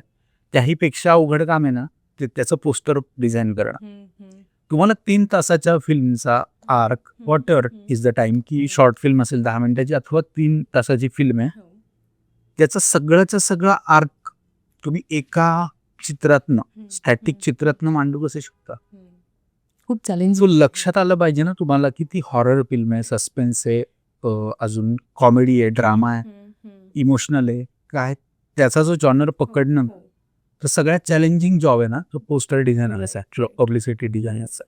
अगदी त्यातही अगदी निश जायचं म्हणलं तर सगळ्यात अवघड टास्क आहे की फॉन्ट, शब्द तेच आहेत, ABCD प्रत्येकाला तीच शिकवलेली आहे, त्याच शब्दातनं मुळाक्षरातनं टायटल बनणार आहे. रिजनल लँग्वेजमध्ये सुद्धा तीच मुळाक्षरांचा आधार घेऊन बनणार आहे, पण त्यांचा अर्थ बदलला, तुम्ही त्यांचे शेप्स बदलले, ते वेगळ्या शेप्समधनं टाकले तर त्याची सायकोलॉजी परत बदलते, त्याचं इमोशन बदलतं आणि प्रत्येक शब्दाला, प्रत्येक टायपोग्राफीला, कॅलिग्राफीला, तुमच्या लोगोला, प्रत्येकाला एक इमोशन आहे त्याचं. डेफिनेटली तो गातो, तो बोलतो आणि या सगळ्या गोष्टी आपण कॅच केल्या पाहिजे. इथं ऑब्झर्वेशन काम येतं. डिझाईनला जशी पर्सनॅलिटी आहे तशी फॉन्ट्स आणि याही गोष्टींना आहेत, रंगांना नाही म्हणजे एलिमेंटरी इंटरमिजिएट जर एक्झाम कोड दिली असेल तर त्यात एक बेसिक एक्सप्रेसिव्ह वर्ड्स नावाची असाइनमेंट असते. तुम्हाला एक शब्द दिला जातो, उदाहरणार्थ गुबगुबीत हा शब्द दिलाय, तर तुम्हाला तो गुबगुबीत शब्द कसा दिसतोय हे तुम्ही ड्रॉ करायचं. त्या शब्दातनं ते कळायला पाहिजे हे गुबगुबीत आहे. म्हणजे ते ऐकल्यावर काय फील होतंय मला ते माझ्या त्या व्हिज्युअल्स मधनं टायटल मधनं कळायला पाहिजे. इतकी सिंपल जे असाइनमेंट असते, मग अशा असाइनमेंट सो इंटरेस्टिंग. तर तुम्ही एखादे टायपोज घेऊ शकता. म्हणजे आता कविता आहे किंवा अर्थ आहे, एखाद्या काय म्हणतात कथेचा सारांश, त्या सारांशातनं तुम्हाला काय सापडतंय तर त्याचं टायटलिंग करून बघा. किंवा टायपोचे वेगवेगळे एक्सप्रेशन, म्हणजे आता मर्डर उदाहरणार्थ फिल्म आहे, मर्डर या शब्दात खूप व्हायलन्स आहे, हो, पण मर्डर कदाचित कॉमेडी असेल तर ओके. सो तो फॉन्टच वेगळा मग तुम्ही पाहिजे. शब्द काय आहेत, मला शब्द काय देतो, चाकू, रक्त, या सगळ्या गोष्टी तुमच्या समोर आणतो, ते व्हिज्युअल आणतो, व्हायलंट व्हिज्युअल्स आणतं. रेड कलर शब्द तसा आहे, रेड कलर आहे. मग कदाचित ती फिल्मच कॉमेडी असेल आणि तुमच्याकडे त्या फिल्मचं पोस्टर डिझायनिंग आलं तर ब्लॉक येऊ शकतो ना. तर कसं, पण मर्डरचं एक क्रिस्प राहायला पाहिजे. अर्थात ती डार्क कॉमेडी असू शकते किंवा वॉट अर्थात काही असू शकतो, मॅड कॉमेडी पण असू शकतो. ती कशी डिझाईन करायची हे थोडंसं ना क्रॉस कोलॅब करत गेलो पाहिजे आपण आपलेच. की इफ म्हणजे इन्स्टावर सुद्धा बरेच लोक करतात, रील्स मी बघतो, खूप लोक असतात डिझायनर्स ॲस्पायरिंग, की एक्झिस्टिंग लोगो आहे तो त्यांच्या पॉईंट ऑफ व्ह्यू डिझाईन, किंवा ज्यांचा लोगोच अस्तित्वात नाहीये तर त्यांना लोगो करून दाखवतात. किंवा क्रॉस ओव्हर्स असतील टायटलचे, की एखादी रोमॅन्टिक छान जुनी फिल्म घ्या, DDLJ असेल, ती जर हॉरर बनली तर कशी असेल त्याचं पोस्टर, जर तर वरती जर एक्सरसाइजेस केले ना तर क्रिएटिव्ह स्काय खूप ओपन होतं. आणि जर तर वरच आपण चालतो, इफ्स वरती खूप आपण डिझाईन बिलॉंग करतो, तुम्ही जे दाखवाल ना त्याच्यावरनं तुमची सायकोलॉजी कळते, बरोबर आहे, तुमचं ब्रँड कळतो. ह्या एक्सरसाइजेस खूप महत्वाच्या वाटतात मला. डेफिनेटली. आणि माइंड मॅपिंग सगळ्यात बेसिक एक्सरसाइज वाटतो, बर, की शब्दाची उलगड करत जाणं. म्हणजे आता मी समजा जर म्हणलो इकडं वळू, असा एक फ्रेज वापरली तर वळू या शब्दाचा किती खेळ होऊ शकतो, वर्डप्ले किती होऊ शकतो, त्याचे मग तिथे अर्थ खूप बदलू शकतो. तुला कदाचित वळू म्हणजे प्राणी वाटेल, मला वळू म्हणजे टर्न लक्षात, कोणाला तरी वळू म्हणजे अजून काहीतरी व्हिज्युअलाइज होईल. बरोबर. त्या शब्दाचे अर्थ किती निघतात ते उलगडत उलगडत उलगडत. आणि मराठीमध्ये ना जनरली खूप शब्दांचे अर्थ खेळाचे होऊ शकतात. बरोबर आहे. ज्याला डबल मिनिंग करून आपण थोडं ते ह्युमर किंवा जोक्स मध्ये घेतो, पण ते खरंच डबल नाही, ते खूप अर्थ निघतात. आणि प्रत्येक शब्दाचा कदाचित मला एक सवय, एखादा शब्द आहे ना तो शब्दशः इंग्लिश किंवा इंग्लिश मधला मराठी ट्रान्सलेट करायचा शब्दशः, त्यातनं काहीतरी युनिक कॉम्बिनेशन सापडतं आणि एक नवीन आयडिया सापडत जाते आपल्याला. शब्दफोड करायची आणि त्यांना एक एक एक एक एक एक करत त्याच्या ब्रांचेस पाडत जायचं. आणि मग ते आता खूप जवळचे लोक त्याला नाही का एक खूप पानसट मारला ती अरे पण त्या पानसटवर माझं पोट आहे. येस पोट म्हणजे की ते जर नाही मी क्रॅक केलं ना तर मला पुढच्या गोष्टी सुचणार बरोबर हा वेळे पण करायला लागतो. आणि दुसरं आहे की लाईफ असला पाहिजे तुम्ही कुठल्याही मोमेंटमध्ये. तुम्ही माणसं असंख्य दिसतात आपल्या रोज आपण नवीन माणूस ऑब्झर्व करत असतो दिसत असतो. त्या माणसाची खुबी असते डायरेक्ट त्याला कॉपी करायचं. एक माणूस चालत आला ना त्याला कॉपी करायची आणि पुढे चालेल त्याच्यासारखंच पुढचे 5 मिनिटं चालायचं. हे एक्सरसाइज आम्ही केलेत की ते कॅरेक्टर लक्षात राहण्यासाठी. मग त्याची सायकोलॉजी जाणून आपली आपण ठरवायची की हा असा का चालतोय हा मोबाईलमध्येच का डोकवतोय अच्छा मग त्याला गर्लफ्रेंड नसेल का हे असेल का ते आपण आपली आपली स्टोरी बनवत जायची त्याच्याबद्दलची आणि पुढचे 5 मिनिटं त्यालाच कॉपी करत चालत जायचं. त्याच्याने काय होतं त्याच्याने त्याची मुवमेंट म्हणजे ज्यावेळेस तुम्ही मोशनमध्ये काम करता इलस्ट्रेशन या ह्याच्यात पोजेस आणि फॅक्टर्स एवढ्या असतात एवढे कॅरेक्टर्स सगळेचे सगळे इम्प्लिमेंट नाही करत तर ते फक्त बघत असतो सोडून देतो. तर ते लक्षात राहण्यासाठी त्याचा कुठेतरी तुमच्या मेंदूकडे सिग्नल जाण्यासाठी ते रजिस्टर होण्यासाठी ऑब्झर्वेशन सगळेच करत असतो. पण आपण बघत सगळेच असतो ऑब्झर्व करत नसतो ते डायजेस्ट नसतो करत. तर ते डायजेस्ट होण्यासाठी ती मदत होते ते कुठेतरी रजिस्टर होतं 5 मिनिटं 3 मिनिटं ती केलेली मिमिक्री असेल त्याची कुठेतरी नोट डाऊन केलेलं असेल तर ते लक्षात राहतं. ते तुम्हाला कधी ना कधी कुठे ना कुठे वापरता येतं 100% नाही की आत्ताच म्हणजे आत्ता ऑब्झर्व केलं म्हणजे आत्ताच वापरायला म्हणजे असं नसतं. तर ते आहे बरोबर ते उघडं ठेवलं पाहिजे आपण Yes. बघितलं पाहिजे छान. राईट आत्ताच्या 10 सेकंड स्क्रोलिंगमध्ये तर मला वाटतं हे खूप हेल्पफुल असणार आहे की एकतर ऑब्झर्व करा जे करताय ते आपण म्हणतो ना थोडंसं आतमध्ये मुरवा त्या गोष्टीला मग त्याच्यातून काहीतरी एखादी क्रिएशन तयार होईल जे तू म्हणलास तसं मे बी त्यांना आपल्याला कधी 10 वर्षांनी एखादा प्रोजेक्ट येईल जिथे मागे काहीतरी आपण शिकलेलो असतो आणि ते आत्ता आपल्याला हेल्पफुल आणि त्याचा फॅक्ट त्याचा उपयोग हा आपल्याला होतच असतो म्हणजे ज्यावेळेस आता आपण 30-35 जरी असलो तरी आपल्याला लहानपणीची एक घटना कुठल्या तरी स्टोरीशी निगडीत होते आणि ती या एरात आणून ही चालेल त्याची निरागसता तशीच असते. आपल्याला असं वाटतं माझ्या शाळेत हा किस्सा झाला का मग त्याच्यावर एक स्टोरी आपण रचतो. बरोबर पलीकडचे जे पदर असतात ना ते तुम्हाला सुचत जातात. तुम्हाला बेस सुचला पाहिजे येस येस तुम्हाला तो कंटेंट सुचला पाहिजे आणि ती इन्स्पिरेशन तुम्हीच असता.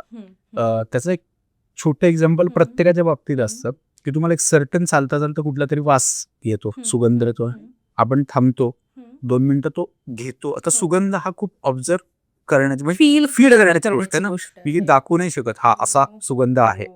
रजिस्ट्रेशन नाही आहे सुगंधाचं फ्रॅग्रन्सचं.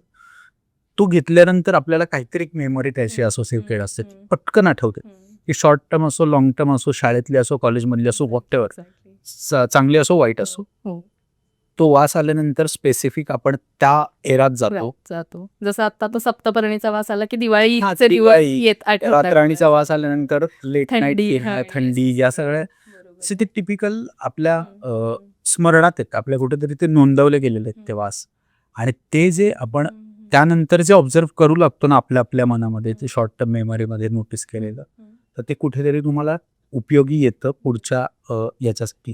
तर तो फ्रॅग्रन्स आपल्या कुठल्याही कन्सेप्टचा आपण फ्रॅग्रन्स होणं खूप गरजेचं आहे. तो आपल्या गोष्टींमध्ये जर आणला ना तर आपल्याला मागचे पदर उलगडत जाऊन ते कनेक्शन कुठेतरी आत्ता लावता येत. डेफिनेटली तर ते तो फील घेणं खूप महत्वाचं आणि तो डोळ्यांनी बघत राहणं. आपण आंधळे नसलो पाहिजे आपल्या डोळे दिलेत तर अर्थात बघण्यासाठीच दिलेत तर ते नुसते बघायला नाही दिले ते काहीतरी घेण्यासाठी दिले ते घेतलेलं पोहोचवण्यासाठी पण दिले. बरोबर ते 3 स्टेप्स आपण त्या फॉलो केल्या पाहिजे. येस याच सगळ्या गोष्टींनी असं आपण म्हणू ना एक समृद्ध होत असतो खरं तर त्याचे हे छोटे छोटे कंगोरे आहेत डेफिनेटली. सो याच नोटवर या यंग अस्पायरिंग डिझायनर्सला तुला काही मेसेज द्यायला आवडेल? मेसेज आता ऍक्च्युली मी त्याच इनकॉर्पोरेट केला की ऑब्झर्व करत राहणं आणि टूल्स येणं म्हणजे डिझाईन येणं नाही. त्यामुळे टूल्स हे खूप नंतर येतात. आम्हाला तर 5 वर्ष कॉलेजमध्ये टूल्स वापरायला शिकवलं. टूल्स कॉम्प्युटरला हातच लावलं फक्त रेफरन्स घेण्यापुरता कॉम्प्युटर होता. बरं आम्हाला टायपो सुद्धा हातानेच करावा लागायचा छोट्या सुद्धा म्हणजे अगदी न्यूजपेपरची एक असाइनमेंट होती. अगदी 000चा ब्रश यायचा ब्रशनी कंपल्सरी ते छोटे छोटे टायपो काढायचे वगैरे. तर त्याच्याने काय झालं आमचं ते फॉन्ट कसा वळतोय काय वळतोय आपलं हँडरायटिंग कसं आहे हे जे एक आकलन व्हायला लागतं किंवा ते एक ऑब्झर्व करायला लागतं त्यातनं ते शिकत गेलो. मग टूल नंतर जेव्हा हातात आलं ना आजही टूल जेव्हा हातात आहे टूलमध्ये मास्टर की जरी मिळवली आहे ना तरी त्याच्या आधी बैठक आम्हाला तासभर विचार करण्यात घालवावी लागते. म्हणजे एखादा लोगो उदाहरणार्थचं बनवायचं आहे, एखाद्या डिझाईन बनावायचं आहे, की ते डोक्यात जर फिट असेल ना त्या टूलमधनं 5 मिनिटात होतं. त्याला वेळ नाही लागत. बरोबर आहे. पण जर डोक्यातच क्लिअर नाही ना आपण तिथेच खेळत बसलोय तर मग तुम्हाला किती एक्सपिरियन्स असला किती मास्टर्स असला तरी त्याचा काहीच उपयोग होत नाही. तो गुंता जास्त आहे मला वाटतं तो तिथे. खूप आहे. तर त्यापेक्षा मला असं वाटतं की कुठल्याही डिझायनरनी टूल शिकण्याआधी काही एक्सरसाइजेस करावेत आणि त्याचा गाभा समजून घ्यावा आणि डोक्यात पिक्चर क्लिअर करावं आणि मगच त्या टूलकडे जावं. राईट. मग ते ड्रॉइंग असेल, पेंटिंग असेल, तुमचं लिखाण असेल, कशातनं ना कशातनं ते इन्स्पिरेशन तुम्ही तुमच्या एंडला घेऊ शकता. आता मध्यंतरी मी एक एक्सरसाइज म्हणून करायचो जेव्हा असंच क्रिएटिव्ह ब्लॉक मगाशी आपण बोललो ना, मला ब्लॉक आला होता खूप काळ आणि असं आपण खूप निराशाजनकच असतो त्यावेळेस घडणाऱ्या गोष्टी सुद्धा आपल्याला निराशाच देतात. बरोबर आहे. त्यावेळेस मी असं आणि गाणी खूप ऐकतो मी त्या म्हणजे जनरलीच गाणी खूप ऐकण्याचा नाद आहे. तर ऐकता ऐकता मला असं वाटलं की ते गाणं आहे ना त्या गाण्याला एक चित्र आहे, त्या कवितेत एक चित्र दडलंय, ते आपण का नाही ड्रॉ करावं. आणि मग मी त्या कविता लिरिकल पेंटिंग्स म्हणून इलस्ट्रेशन्स मी असे चालू केले त्या गाण्यांमधनं चित्र काढायला. अर्थात हे काही मी नवीन केलं नाही, ते आपण कवितांच्या पुस्तकं बघतो त्यात अर्कचित्र असतात वगैरे, पण ते कुठेतरी ते फील्ड माझ्यासाठी अनटॅप्ड होतं आणि ते उलगडलं आणि उलगडल्यावर सापडलं अरे हे गाणं माझ्या दृष्टिकोनातनं चित्रातनं असं दिसतंय. तर ते मग मी त्याचे पदर उलगडत गेलो, प्रत्येक गाण्याची समज बघत गेलो की ते कसं आहे, त्याचा फील काय, ते कशा पद्धतीचं आहे आणि त्या आपल्या चित्रातनं तो कॅरी होतोय का झोन. ते गाणं म्हणजे माझं चित्र बघितल्यावर माझी एकच इच्छा होती, स्वतः जरी मी चित्र बघितलं ना तरी ते माझ्या कानात गाणं वाजायला लागावं, इतका त्याचा इम्पॅक्ट असावा. I think that is what visual communication is, right? So तू जे म्हणाला ओंकार की टूल्स म्हणजे डिझाईन नाहीये, हे खरं तर इतकं परफेक्ट आहे ना की डिझाईन इज बियॉन्ड दॅट. म्हणजे कॉन्सेप्ट असेल, मग आयडिएशन असेल, अशा सगळ्यांपासून ते सुरू होतं आणि मग त्याची फायनल स्टेज कदाचित डिझाईन किंवा ते ॲक्च्युअल शूटिंग किंवा बाकी गोष्टी असतील, राईट? सो त्या कॉन्सेप्टपर्यंत खरं तर पोचायचं असेल तर काय म्हणजे तू पण काय करतोस किंवा सेम की मुलांनी त्याच्यासाठी काय काय गोष्टी केल्या पाहिजेत त्या बेसपर्यंत पोहोचण्यासाठी? सगळ्यात आधी ना परत आपण त्याच रूटला येतो की समज घेणं खूप गरजेचं. समोर काय कंटेंट आहे, क्लायंट किंवा तुम्हाला लोगो, आता लोगोचं जर एक्झाम्पल घेतलं तर लोगो हा इतका महत्वाचा विषय ना की फक्त लोगो डिझाईन करणं म्हणजे लोकांचा समज असतं अरे एक लोगो डिझाईन करायचा, मी कंपनी काढतोय लोगो डिझाईन. आता AI टूल्स मधनं पण ते सोपं झालं, जेव्हा कोणी DIY करतंय आणि पण तो तुमचा चेहरा आहे, तो लॉंग टर्म चेहरा आहे. जसं कदाचित अमिताभ बच्चन त्याचं कॉन्ट्रॅक्ट संपल्यानंतर त्या ब्रँड बरोबरचं असोसिएशन मागं घेऊ शकतो, पण जर लोगो त्यांना चिरकाल ठेवायचा असेल तर तो लोगो आयुष्यभर तसाच असतो. डिझाईन करत असताना तो लॉंग टर्म असावा.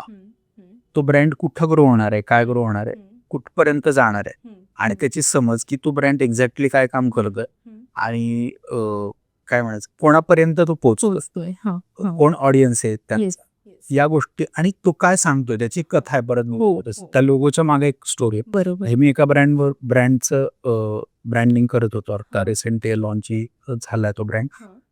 ते कॉपर च्या आर्टिफॅक्ट्स आणि साठी कॉपरच्या गोष्टी सेल करतात. ती ई कॉमर्स प्लॅटफॉर्म आहे, ते प्रीमियम कॅटेगरीत जातात. आता कॉपर आणि या गोष्टींना एक आपल्याकडं आयुर्वेदात आणि बाकी याच्यात सुद्धा खूप महत्व आहे. त्याच्यानंतर त्याला एक परंपरा आहे. आपल्याकडं प्रत्येकाच्या घरात पूर्वी तांब्या पितळाची भांडी होती, बंब होते, तर त्यांनी तेच थोडंसं तो एरा रिक्रिएट करण्यासाठी त्याला थोडं लक्झरी पॉइंट ऑफ व्ह्यूने प्रेझेंट करतंय त्याच्या गोष्टी. तर त्याचा लोगो डिझाईन करत असताना कुठेतरी ना तो टिपिकल एक डोळ्यासमोर येत होता की कॅलिग्राफी असावी, काहीतरी असावं, ऑथेंटिक हे असावं किंवा थोडा रिजनल टच असावं, कारण त्याचं नाव पण असं इंटरेस्टिंग आहे, धातू म्हणून ब्रँड. तर त्या रूट्सलाच आहे ते. तर नावात परत रूट्स आले, नावात परत एक स्टोरी आली की धातूबद्दलच सांगायचं आहे, त्याचं प्रेझेंटेशन द्यायचं. तर मग आम्ही एक विचार केला की पूर्वी आपण रांगोळी प्रत्येकाच्या दारात असायची, पण ट्रॅडिशन आहे रांगोळी, काही आपल्या ऑथेंटिक शेप्स आहेत जे तोरणांवर असायच्या डिझाईन किंवा जुन्या ज्या गोष्टी आपण फ्रेम्स असतील, यंत्र असतील देवघरात असणार, त्या यंत्रांचे काही शेप्स आहेत काढलेले, तर त्या शेपला आपण डिझाईन करून त्याला काहीतरी मॉडिफाय करूया आणि मग तो चौकोन एक तयार झाला. मग आम्ही त्याच्या स्ट्रिप आपण त्या स्क्रिप्टमध्ये पूर्वी लिहायचो ना, दांड्या असायच्या जुन्या, इकडे 2 दांड्या आणि इकडे 2 दांड्या लिहायचे स्क्रिप्ट. मग तसं करून आम्ही त्याचं टायटलिंग बसवलं. आणि पण कॅलिग्राफी सुचलं होतं, हा फर्स्ट थॉट होता, पण तो यूज नाही करायचा असं ठरवलं होतं. फर्स्ट थॉट ऑलवेज म्हणजे ते करावा ही एक सायकोलॉजी आमची झाली. पण जनरल असं असतं की फर्स्ट थॉट सुद्धा चांगले निघतात. बरोबर. तर त्यामुळे ते अगदीच टाकावं नसतं, पण तो मांडायचा. त्या पलीकडे आपल्याला काय गवस्त आहे का त्याचा बेस ठेवून शोधत जायचं. आणि तो शोधता शोधता ते सापडलं की आपण आता इंटरनॅशनली सुद्धा काम करायचंय, त्यामुळे त्याला इंग्लिश व्हॅल्यू हवी कुठेतरी. असंही नाही वाटलं पाहिजे खूप मराठी आहे, खूप इंडियन आहे, इंडियन फील पाहिजे, इंडियन रूट्सला धरून पाहिजे, ग्लोबली पाहिजे. तो डिझाईन करत असताना आम्ही तो विचार केला आणि मग तो रांगोळीच्या शेपमधनं इन्स्पायर होऊन तो लोगो डिझाईन झाला. तो फायनली आता, आणि अर्थात पुढचे ऍप्लिकेशन सुद्धा बघावे लागतात, कारण तो अगदी छोट्याशा पेल्यावर सुद्धा एनग्रेव होणार आहे, नुसता प्रिंट नाही. तर तो जास्त कॉम्प्लिकेटेड केला. सापडताना डिझाईन आम्ही काही व्हर्जन्स असे पण शोधले की ज्याच्यामध्ये डिझाईन खूप होते. म्हणजे आम्ही असं विचार केला की अगदी लघुचित्राला जाऊ, अजून लोककलेला कुठला तरी जोडता येते का बघ. पण मग परत तेच झालं की तिथं कॉम्प्लिकेशन्स करण्यात काय अर्थ नाही. इतका सिम्प्लिफाईड पाहिजे की तुमच्या छोट्याशा क्लासवरती पेल्यावरती एनग्रेव झाला पाहिजे. बरोबर. मग त्यानुसार आम्ही मग त्याची लँग्वेज ठरवत तिची पुढची जर्नी चालू झाली. मग कलर्स आले, कुठला कलर जास्त परिणाम देतोय, त्याचं इम्प्लिमेंटेशन कसं होणार आहे. मग त्याचं पॅकेजिंग डिझाईन करत असताना एक स्टोरी बिल्ड केली आम्ही. पॅकेजिंग खूप इंटरेस्टिंग स्टोरी होती. जनरली असं वाटत होतं, पहिला थॉट अगेन तोच होता की आपण त्या शेप्सवरच वगैरे. नंतर एक गोष्ट लक्षात आली की ते ओतीव कामातनं घडतं, धातू कुठलाही घडतं. तर त्या ओतीव कामाची जी स्टोरी असेल, तांब कसं घडत जातं आणि कोण लोक ते वापरतात, आम्ही ती थोडीशी मागच्या एरामध्ये गेलो, 200 वर्ष अलीकडे गेलो. त्या काळातलं इन्फ्रा कसं असेल, त्यातल्या खिडक्या दार यांचं थोडंसं इन्स्पिरेशन घेतलं. त्या काळचे लोक कसे असू शकतात, ही लक्झरी कशी मेंटेन ठेवली जाऊ शकते, तर ते एलिमेंट्स ड्रॉ केले. ते एलिमेंट्सचं इलस्ट्रेशन कॉम्बिनेशन केलंय, त्या ओतीवकामातनं घडत गेले. त्याची कन्सेप्ट अशी तो धातू क्रिएट करणारा माणूस तो ओततोय, ओतल्यानंतर तो जो रस पडतोय धातूचा, त्या रसातनच ते इलस्ट्रेशन लाईन्स तयार होत गेले आणि त्यातनंच ते बिल्ड होत ते इलस्ट्रेशन तयार झालं.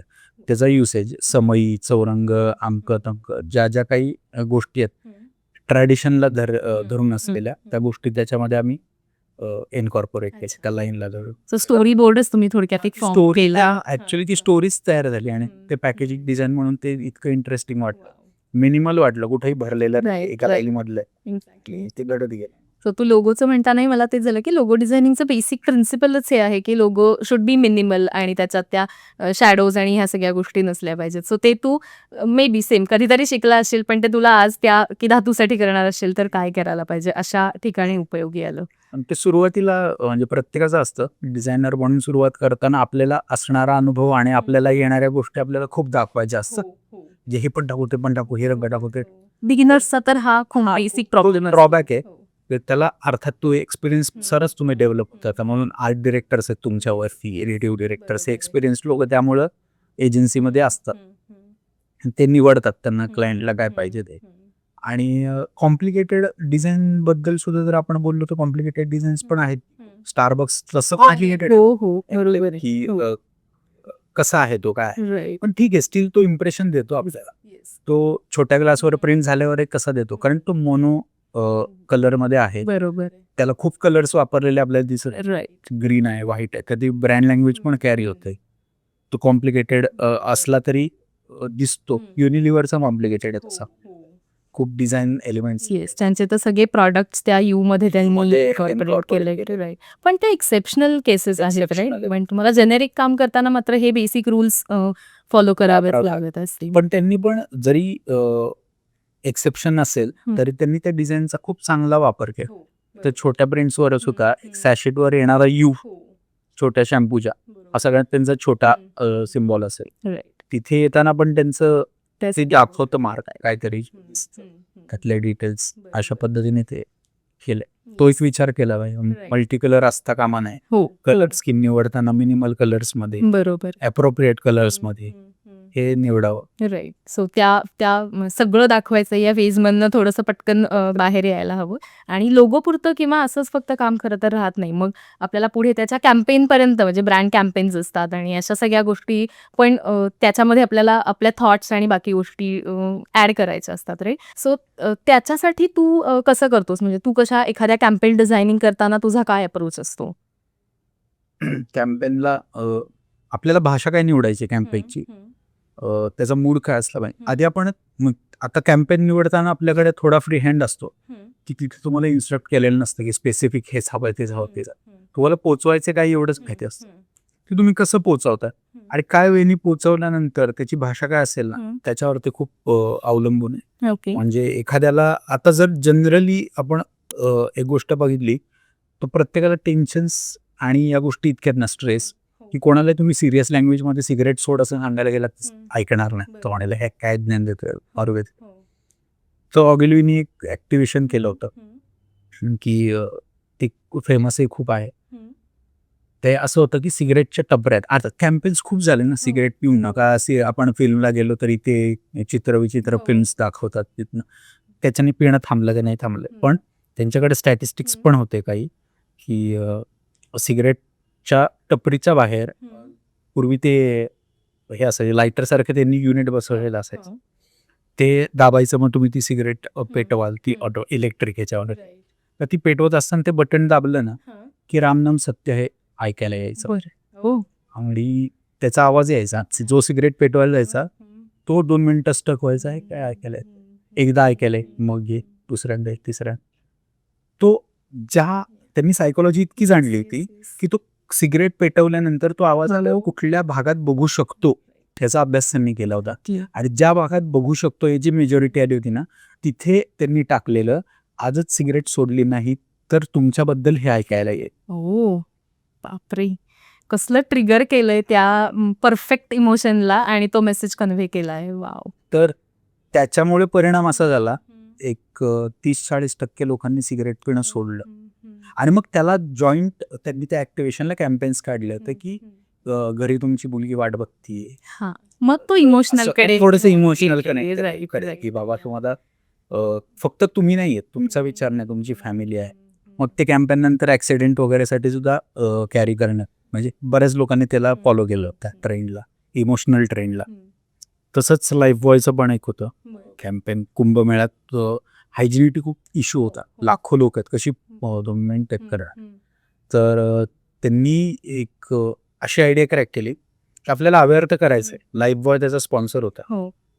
तर त्यावेळेस एवढ्या लाखो लोकांना ज्यांना त्यातले बऱ्यापैकी लोक असे की लिहिता वाचता पण येत बेसिक वाचता येतं त्यांना तर तुम्ही सांगायला गेलं तर अरे हात धुवा बरं का हातामध्ये किटाणू असलं असं काय ऐकणार नाही.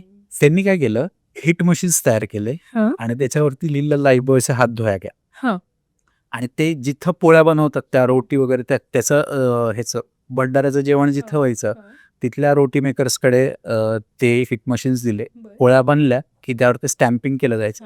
स्टॅम्पिंग केल्या ते हिटनी स्टॅम्प व्हायचं त्यामुळे तो लेटर पूर्ण दिसायचा की रोटी हातात आल्यानंतर प्रत्येक जण वाचायचा लाईफ बॉयचा हे काय म्हणल्यानंतर बरोबर त्यांनी त्या कक्षांमध्ये लाईफ बॉयचे हँडवॉशचे स्टॉल्स ठेवले होते स्टँडीज ठेवले होते याच्यामुळे अमकं होऊ शकतो आणि त्याच्यानी खरंच हायजिनिटी इतकी फॉलो झाली. त्याचाही रेशो त्याच्या स्टॅटिस्टिक्स अख्ख्या कॅम्पेनची डॉक्युमेंटरी पण अवेलेबल ती पण बघू शकतो. सेम तिथे पण तो डिरेक्टच कनेक्ट झाला जेवतानाच कळतंय हात धुतले पाहिजेत म्हणून. तर आणि का गरजेचं आहे तर त्या सगळ्या रिव्हर्स इंजिनिअरिंग सारखं प्रभावी वाटते. राईट. आणि त्यातनं प्रॉडक्ट प्रमोशन आहे ती फेविकॉलनी पण त्या कुंभमेळ्यातच ते जुडे रहोसाठी दोघात वापरता येईल असा सूट दिला होता की खो न जाय म्हणजे मेळ्यात कारण शक्यतो हरवतात लोक. सो तिथे परत ते प्रॉडक्ट प्रमोशन त्यांनी आणलं होतं. व्हेरी इंटरेस्टिंग यार. ब्रँडसाठी तर खरंच काम करताना वेगवेगळे अनुभव येत आहेत. तुझं आता एक रिसेंट प्रोजेक्ट तू म्हणालास की मोशन इलस्ट्रेशन्स हे तर मराठीमध्ये पहिल्यांदाच होतंय राईट. सो त्याच्याबद्दलही आम्हाला ऐकायला आवडेल. 0 to 6 years मुलांसाठी ते पुस्तक लहान मुलांसाठी पुस्तक आहे. ओके. तर जनरली स्टोरीज त्या वयात म्हणजे 6 महिने ते 2-3 वर्षापर्यंत मुलं वाचू नाही शकत तशी टेक्निक. तर त्यांना त्या स्टोरीज सांगाव्यात. सांगणारं कोणी नसेल तर त्या स्टोरीमध्ये मुलं रमावीत याकरताचं ते एक प्रभावी माध्यम. आणि मोशन म्हणजे प्रत्येक इलस्ट्रेशनला एक ऍक्टिव्हिटी दिली, ते इलस्ट्रेशन कुठेतरी हलतंय, त्याला बटन्स दिले, तर त्या पुस्तकाबरोबर तुम्ही वाचता वाचता खेळू शकता. बरं. ज्यांना वाचता येत नाही ते खेळू शकतात. म्हणजे आम्ही ओके. त्याचे काही काही ट्रायल्स अशा घेतल्या की पॅरेंट लोक सुद्धा त्याच्यामध्ये इतके अडकलेत की तेच खेळत बसतात. त्या नाही होत. वाव. तर ते पुशपुल स्लाइड बुक्स म्हणतात त्या अच्छा. इंग्लिशमध्ये. बरं. ते चायनामध्ये जास्तीत जास्त प्रोडक्शन त्याचं होतं. पण हे ऍक्च्युली फिजिकल बुक्स आहेत सगळे. फिजिकल बुक आहे. ओके. तर त्याचा फील यावा पुस्तकाचा. त्याचा मोटिव्ह त्या महती इंटरॅक्टिव्ह म्हणून ब्रँड आहे, तर त्यांचा मोटिव्ह हाच आहे की आपण परत थोडं वाचनाकडे मुलांना आणूयात आणि वाचन संस्कृती वाढवली पाहिजे. मुलांना ब्रेन बेस एज्युकेशन किंवा या गोष्टी दिल्या पाहिजे आणि त्यांना त्या पौराणिक कथा जास्त सांगतात. आपल्या पुराणांमध्येच अच्छा. सुपरमॅन बॅटमॅन आहेच आहे, पण आपल्याही कथा तेवढ्या स्ट्रॉंग आहेत पुराणातल्या. त्या सांगण्यासाठीचा तो ब्रँड आहे, तशा स्टोरीज आहेत. तर आता ते पहिलं पुस्तक आम्ही लॉन्च केलं, त्याला खूप मस्त रिस्पॉन्स आहे. आणि ज्यावेळेस ती मुलं खेळतात ना त्या पुस्तकाशी, तर ते बघून ते डॉक्युमेंट करून आम्हाला खूप इंटरेस्टिंग वाटतं की आपलं काहीतरी तो एफर्ट सक्सेसफुल झाला. जवळजवळ 2 वर्षानंतर ते पुस्तक बाजारात आलं. 2 वर्षापासून आम्ही त्याचे ट्रायल अँड एररच चाललंय ते सगळं. पुढे जायचो एका प्रोसेसपर्यंत, परत मागे यायचो, परत 0 पासून चालू, परत असं जवळजवळ 23 ते 24 प्रोटोटाईप्स. बर. वाव. मला पण आवडेल, म्हणजे मी डेफिनेटली घेईन ते पुस्तक आणि ट्राय करेन. तुझे म्हणतोय प्ले करायचं त्या सगळ्या मोशन, म्हणजे फिजिकल मध्ये मोशन हेच माझ्यासाठी खरं तर खूपच आत्ता तर फॅसिनेटिंग मला वाटतंय. वाव. येस. सो आपण ऑलमोस्ट शेवटाकडे आलेलो आहोत. तर एक रॅपिड फायर राऊंड आपण घेऊयात. काही प्रश्न मी तुला विचारेन डेफिनेटली किंवा तू ठरव मग काय आहेत. सो तुला काय आवडेल, पेन्सिल की आयपॅड? Apple pencil. ओके. बरे. हो. हे नेक्स्ट लेवल झालंय जरा. पण पेन्सिल, ऑनेस्टली पेन्सिल आणि कागद, ती माझ्या तो जो फील आहे ना, ती खरखर आवाज मला खूप आवडतो. पेन्सिलचा कागदाशी येतो ना, तो Association परत एकदा. असोसिएशन, तर तो आवाज. आणि मला रफ स्क्रिबलिंग करायला खूप आवडतं. म्हणजे आयपॅडवर जरी आता शिफ्ट झालो किंवा डिजिटल माध्यमांवर, पण मी त्याचं स्क्रिबल्स पेजवरच करतो अजून. ती कागद फाडण्यात, फेकण्यात, त्याच्यावर रेघोट्या मारण्यातच मजा आहे. वाव. तुझं ड्रीम कोलॅबोरेशन, एखादा कोणता असा ब्रँड? असं बरेच आहेत खरं तर, म्हणजे खूप ड्रीम कोलॅबोरेशन्स आहेत. पण त्यातले 2-3 कॅरेक्टर डिझायनर जर सांगायचं झालं तर इकोसॉरस म्हणून, इकोसॉरस बरोबर मला खूप वर्ष झाले काम करत. आता त्यांच्या एका मूवीला, शॉर्ट फिल्मला ऑस्कर असं मिळाला. येस. आणि त्यांना नॅशनल तर खूपच. येस. तर म्हणजे सुरेश शहरियात माझं इन्स्पिरेशन. वाव. त्यांना खूप आयडल मानतो कॅरेक्टर. बाकी तर ते एक आहे dream collaboration one of the. आणि फिल्म्ससाठी जर म्हणायला गेलं तर धर्मा किंवा YRF असे मोठे प्रोडक्शन जे समजा. नाईस. तुझं favourite colour palette? Blue, orange आणि येलो ग्रीन. ओके. सगळ्यात फेवरेट. म्हणजे कुठल्याही डिझाईनला बेसिक रंग जर येत असेल माझ्या हातनं, जो पडत असेल ओघाओघाने, तर तो येलो पडतो, ग्रीन पडतो. वाव. आपला डिझाईनचा पण ब्रँड कलर येलोच आहे. माझा ब्रँड कलर येलो ग्रीनच आहे, त्यामुळे एनर्जी म्हटलं की तो येलोच डोळ्यासमोर येतो खरं तर. चिकू पिकू मधला तुझा फेवरेट कॅरेक्टर? बागुलबुवा, अच्छा. त्याला जन्म दिलेला. येस. येस. आणि इलस्ट्रेशन्स बद्दल ओव्हरऑलच एक लोकांचा असा कोणता बिगेस्ट मिसकन्सेप्शन आहे असं तुला वाटतं? किंवा डिझायनिंग बद्दल सांगितलंच तरी चालेल, असं काही नाही. इलस्ट्रेशनला इलुस्ट्रेशन म्हणणार. इवन इलस्ट्रेशन सॉफ्टवेअर्सला पण मी इलस्ट्रेशन मध्ये काम करते, असंच असतं. बरोबर. हे झालं एक पण इलस्ट्रेशन जनरली असं वाटतं की ना, आपण कुठला तरी पदार्थ खाल्ल्यासारखं इलस्ट्रेशन होतं. टायमिंग हे पटकन होतं. तू इलस्ट्रेटर आहे, तुझ्यासाठी काय आहे जड, म्हणजे वेळ हा फॅक्टर. पण वेळ लागतो, थॉटला वेळ लागतो. प्रोसेसला कदाचित नसेल लागत, तो अनुभवाने कमी होतो. थॉटला वेळ लागतो आणि तो द्यावा तर ते चांगलं. बरोबर. किंवा तू आता ह्या स्टेजवर येऊन ते पटकन करत असशील, पण त्याच्या मागे तुझी 10 वर्षांची मेहनत आहे डेफिनेटली. टूल म्हणून पटकन येतंय ते, थॉट म्हणून कदाचित मी अजूनही स्ट्रगल करतो कधी कधी बराचदा. आणि तो थॉटलाच वेळ जातो, तिथे क्रॅक करण्यासाठीचा वेळ असेल. आणि पण तो अगेन या अनुभव त्याच गोष्टींसाठी आपण घेत असतो की आपण त्या अनुभवातनं त्या गोष्टीवरती कमांड मिळवण्यासाठी ते अप्लाय करण्यासाठी प्रयत्न करतो. कारण तिथे अनुभव घेतो. टूल डझंट मॅटर की ते होऊन जातं. बरोबर. पण तो बेसिक वेळ जो लागतो तो दिला पण पाहिजे असं आहे. AI वरनं करताना प्रॉम्प्ट काय हम्म. टाकावं हे तुम्हालाच टाकावं Right. लागतं ना. किंवा आता तो वेळ प्रॉम्प्टिंगसाठी द्यावा लागेल मे बी असं आहे. तर ते आहे. Yes, nice. जाता जाता आपल्या सगळ्या यंग एस्पायरिंग डिझायनर्स, क्रिएटर्स किंवा या फील्डमध्ये ज्यांना यायचं आहे करिअरसाठी मे बी थोडेसे कन्फ्युज्डही असतील, अशा सगळ्यांसाठी तू काय मेसेज देशील? डिझाईन हे क्षेत्र खूप खूप विस्तीर्ण, खूप मोठं आहे आणि एक्झॅक्टली आपल्याला काय आवडतंय आधी काउन्सिलर्सकडनं समजून घ्या हवं तर, किंवा इन्स्टिट्यूट्स आहेत कोणाचं तरी गायडन्स घेऊ शकता. कारण प्रत्येक डिझाईन चं ग्रामर वेगवेगळं आहे. बेसिक रूट्स जरी सेम असले तरी ग्रामर वेगळं, ॲप्लिकेशन्स वेगळे आहेत. तर ते आधी जाणून घ्या, स्वतःची थोडक्यात एक ताकद जाणं आणि त्या लिमिटच्या बाहेर जाण्याचा काहीतरी प्रयत्न करा. आउट ऑफ द बॉक्स आपण म्हणतो, आउट ऑफ द बॉक्स म्हणतो, पण परत बॉक्समध्येच येतो आपण. खरं तर आउट ऑफ द बॉक्स होत नाहीत काही गोष्टी, पण त्या होतील जर तुम्ही स्वतःला जाणलत आणि तुमचे लिमिट्स ओळखून त्याच्या पलीकडे जाण्याचा प्रयत्न केला तर. त्यामुळे मला असं वाटतं की लिमिट तोडा, कम्फर्ट झोन तोडा आणि पुढे त्याच्या पलीकडे डिझाईन लावा. एक थॉट म्हणून बघा, टूल म्हणून बघू नका. थॉट म्हणून बघायला लागाल तर प्रत्येक गोष्ट डिझाईन व्हायला लागेल आणि आवडायला लागेल. बरोबर. तर त्यातला रस तुमचा निर्माण झाला की ऑटोमॅटिक तुम्हाला करिअरची वाट दिवसात जाईल. नाईस. येस. सो जे तू तुझ्या पर्सनल जर्नीमधनं असेल किंवा जे काही छोट्या टिप्स, टेक्निक्स अशा ज्या काही गोष्टी तू सगळ्या शेअर केल्यास, मला वाटतं आपल्या सगळ्या डिझायनर्सना आणि या इंडस्ट्रीतल्या सगळ्या लोकांना या खूप हेल्पफुल ठरतील Omkar. So thank you so much तू आज आलास आपल्या डिझाईन पॉडकास्टमध्ये. थँक्यू. Thank you so much. मला बोलवलं आणि माझा एक्सपिरियन्स सांगायची किंवा माझे थॉट प्रोसेस सांगायची संधी दिली, त्याबद्दल खूप थँक्यू. ॲक्च्युली मी पहिल्यांदाच पॉडकास्ट या कॅटेगरीत काम करतो, त्यामुळे छान वाटलं मला पण बोलून. Yes, definitely. आम्हालाही खूप छान वाटलं आणि तुम्हालाही जर हा एपिसोड आवडला असेल तर नक्की लाईक करा आणि चॅनलला सबस्क्राईब करा. थँक्यू.